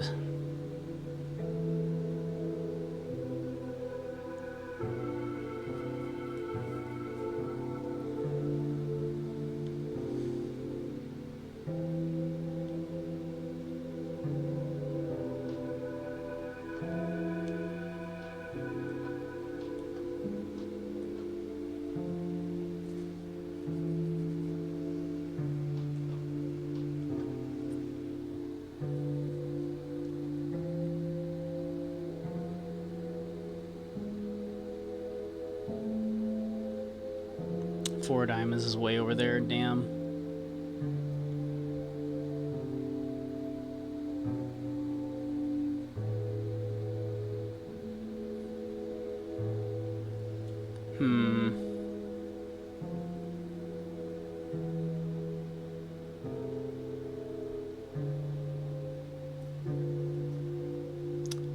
Why is that moved even? What does this mean?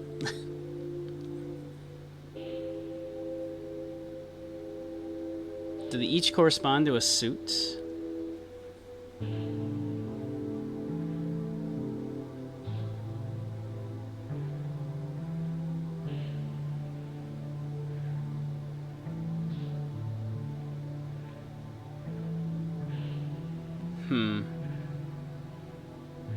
This game is confusing.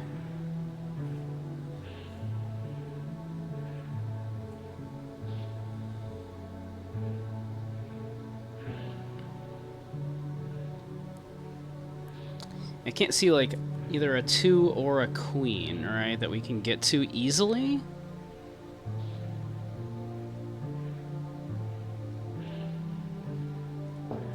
Like, maybe I was hasty with that?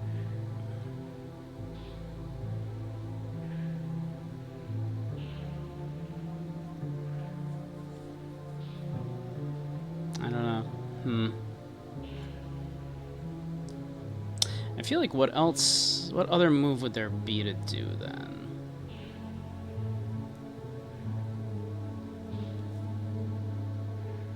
There's the 3 of diamonds there, or of clubs. Where's the 2 of clubs? Can we get it to the 2 of clubs?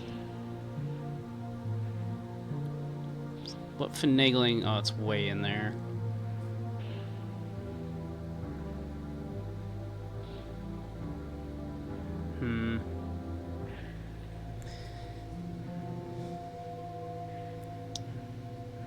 All of our queens are, like, buried quite deep.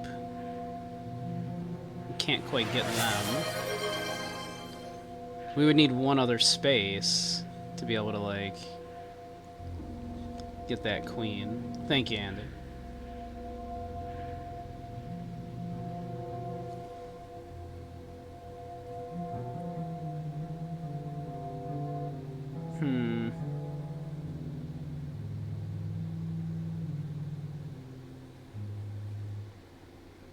Goodness, yeah.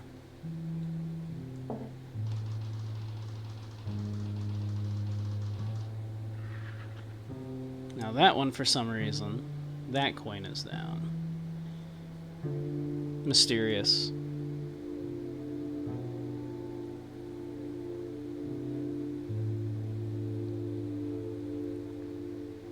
Alright. My immediate thought is to get that 2, or this 2.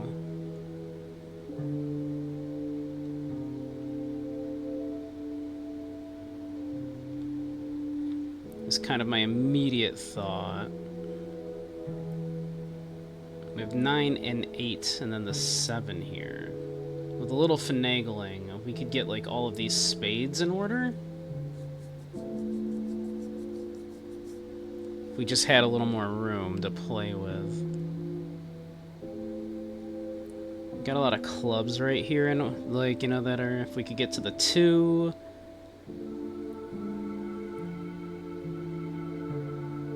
And where's our 3 of clubs? There, 3 of clubs is way up there, though. Unfortunate. Let's see, we can do that, maybe. Jack's, like, way over there, though.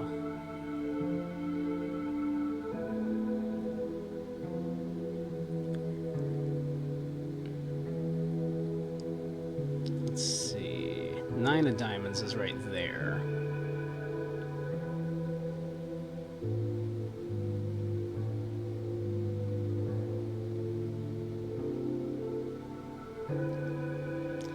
If we moved the 10 up there, we could free up the queen.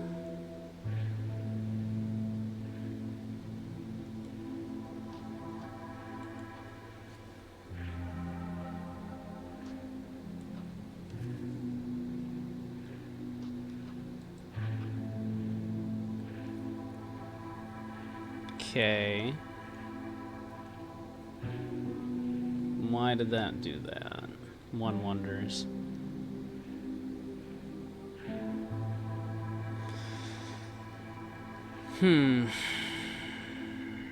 Now where do we go from here?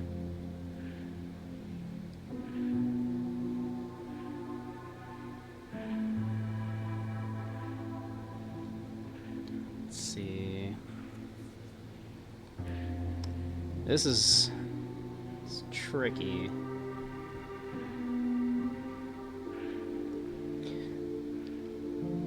Oh, it is actually flashing the new deal, so I think I am stuck. Darn.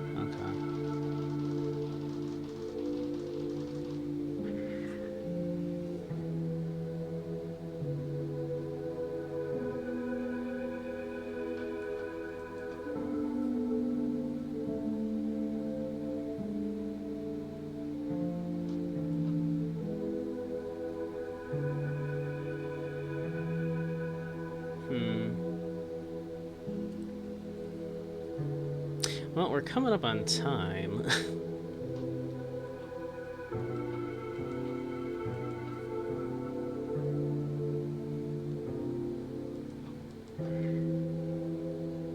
Okay.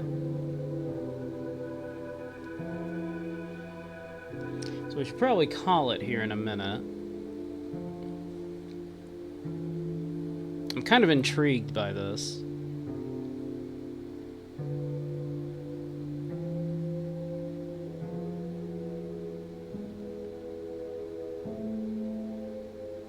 What is this mysterious game? What is it trying to tell us?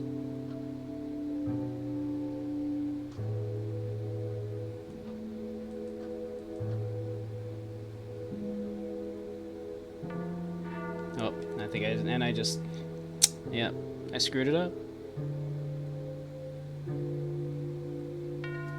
Well, that's probably a good spot to call that anyway. We're just about on time here. Kind of interested to try to figure out what the game's actually about.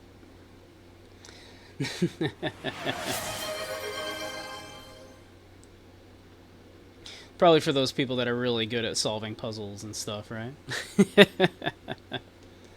But alright. We'll call it there for now.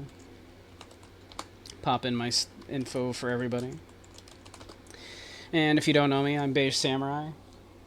I stream a lot of indie and retro games mostly, as well as dance games in VR, hanging out in VR chat occasionally, and once in a while doing lectures in VR chat on philosophy, psychology, media analysis, that kind of stuff. Wednesdays we also do a spicy stream on a certain other website that I can't direct you there. Not on Twitch, but if you're smart, I'm sure you can find it.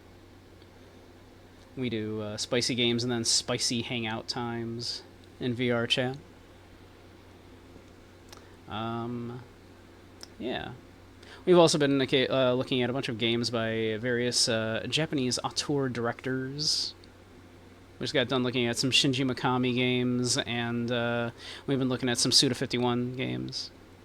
Although I've been taking a little break from the Silver Case to play Clash Artifacts of Chaos, which I've been having an absolute blast with. It's this really weird martial arts Souls-like. Takes place on this strange alien planet. It's apparently like the sequel to Xeno Clash. But yeah. Been very good so far. We'll probably look at that next time, because if I recall correctly, I think Sunday is Father's Day, and the game is very father-themed. Your scrotum dad loves his little feathery son, and it's very cute. So we will probably play that. But we'll be getting back to Silver Case at some point. Some point soon. We also have the affiliate anniversary coming up. A week from Monday, we'll be doing a marathon for my 1-year affiliate anniversary, where any subs and follows and cheers will add time to the clock. Last time we did that, it went about 16 and a half hours. It's quite a long. It was quite a long stream. It was a good time. This time we'll be looking at we're going to start with the Action 52 on the NES, because I kind of owe that to everybody after hitting 520 followers. And then we'll be looking at a bunch of psychedelic, trippy games going late into the night. I've got quite a lineup for that. Should be interesting. So yeah, if any of that sounds interesting to you, do stick around. But well, let's get ready to raid out here. Ah, you're welcome. Thank you very much. Thank you everybody for spending the evening with me. While I looked at some particularly odd ones today. But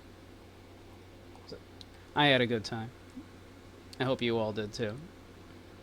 So, but all right, we'll raid out to Zyre here. He's starting up. So, all right. Well, have a great one, everybody. I hope you all have a lovely evening. Thank you again for spending the evening with me, and I'll see you all very soon. All right. Night, night, all.